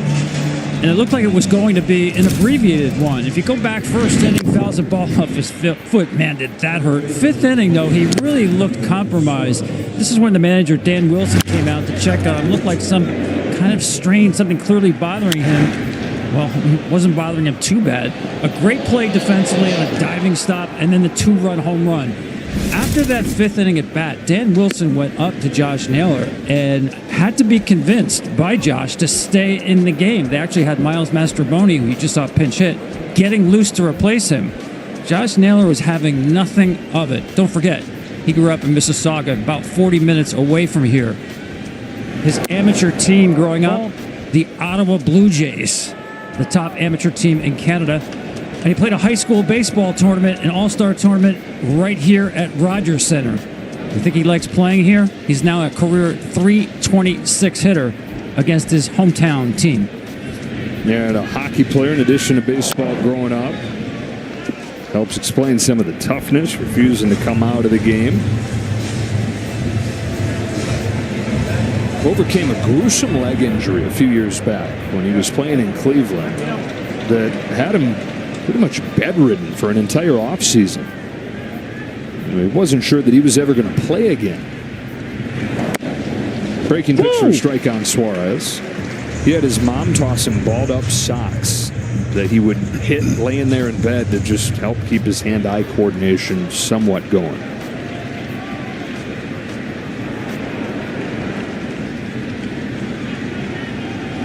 Two to Suarez, stroked up the middle and through. Base hit into center field for Suarez, the 10th knock of the game for the Mariners. Coming up after this game is finished, stay tuned for the postgame show on FS1 with Kevin Burkhardt, Alex, Poppy, and Derek, presented by Strauss.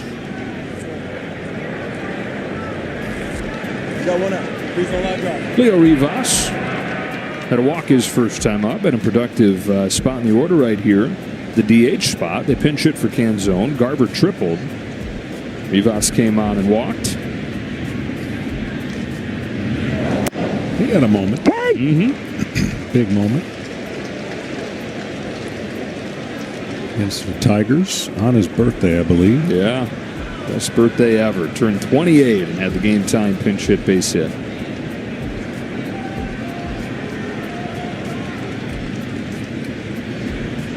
On a 1 from Lauer. Unable to lay off. So if you're the Jays, how do you change the story when the series goes to Seattle? Well, you get a chance to get on the scoreboard first in the first inning and take their crowd, which is going to be, I would say, the loudest we've ever heard it. I don't know that they expected potential 2-0 lead coming home. Fly the other way. Lucas retreats. He's there. And there's just something about time and the work that time does on a fan base's psyche. And they have waited forever to get this close. They've never been up 2-0 in a championship series. As close as they've ever been to the promised land.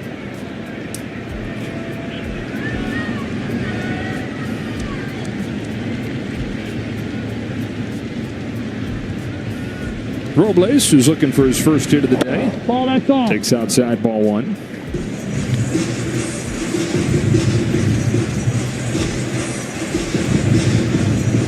Shane Bieber tries to improve upon his first outing in the postseason. Struggled at Yankee Stadium. Went just 2 1/3 in Game 3 of the division series. George Kirby, if you're him, you're just trying to keep on doing what you did in Game 1 or Game 5 of the division series. 5 scoreless innings right there with Tarek Skubal.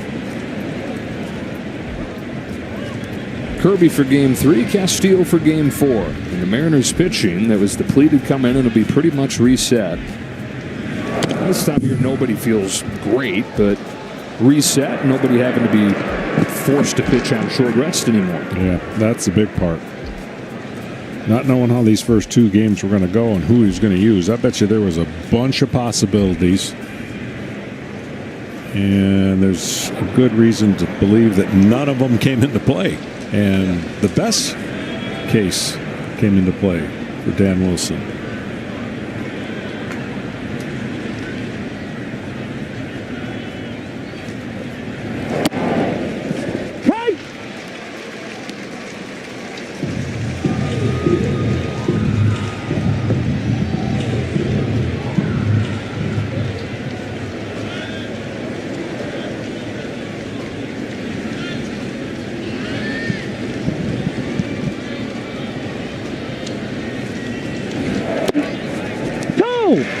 Zone widens up right here in a 10-3 game. 3-2 on Robles.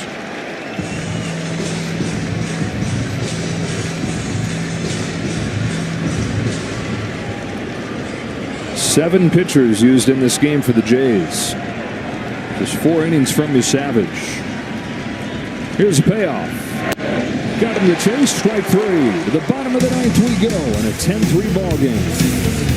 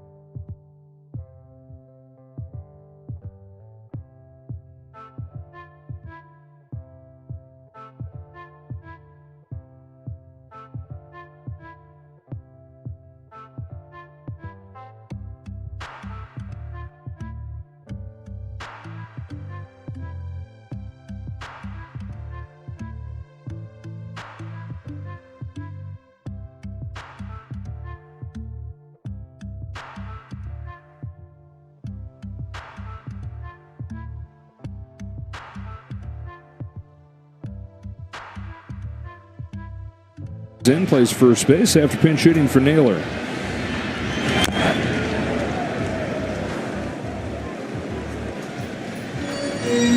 one hit for the Jays since the second inning. That's the crazy part.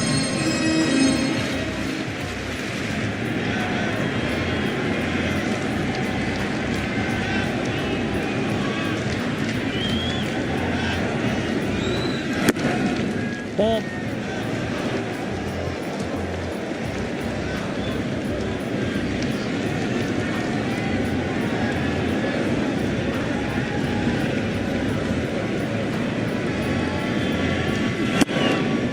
Now the Jays, after finishing yesterday's game by having 23 of 24 retired, are 1 for their last 20 today.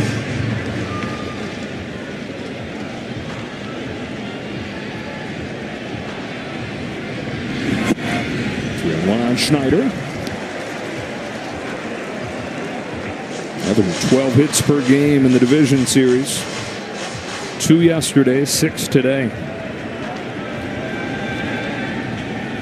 3 of those 6 came in the first inning. 2!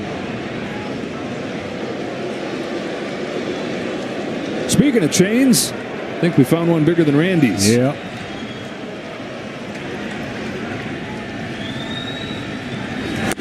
They don't walk for Schneider. Third one that Hancock's issued.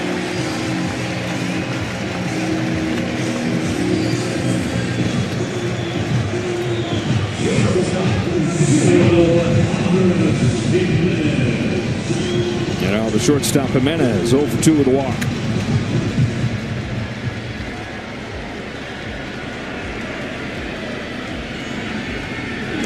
Ball, that's all.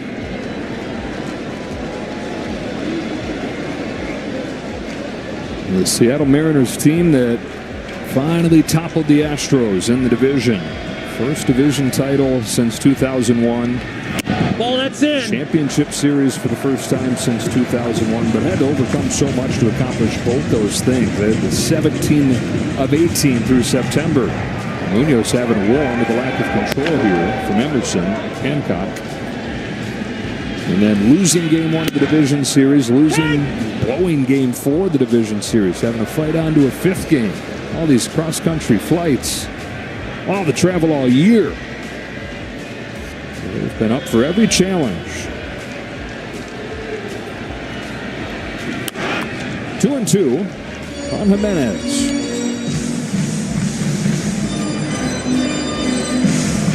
Well, they got the repeat of 95. What Bryce Miller did last night, doing his best Bob Wolcott to win game 1, but they have won up that 95 championship series squad by looking to get into 2-0. It would be the first time that they'd reached a 2-0 series lead at this stage.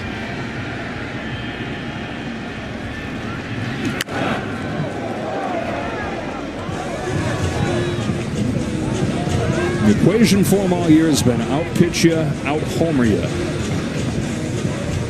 Out-pitched him yesterday, tied in the home run column. Did both today. With his high-powered Blue Jays lineup down and hit 3 home runs.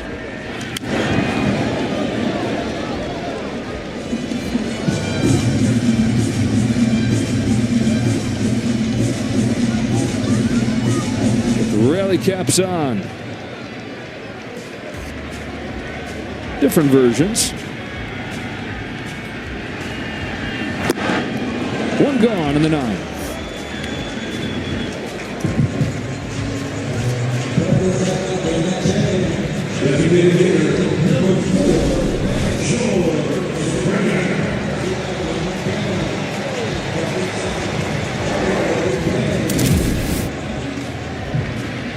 Top of the order, George Springer. Double and a walk over the first 2 innings, 0 for 2 since then. Ball. George was on a lot of those Astros teams that for years had a monopoly on the American League West.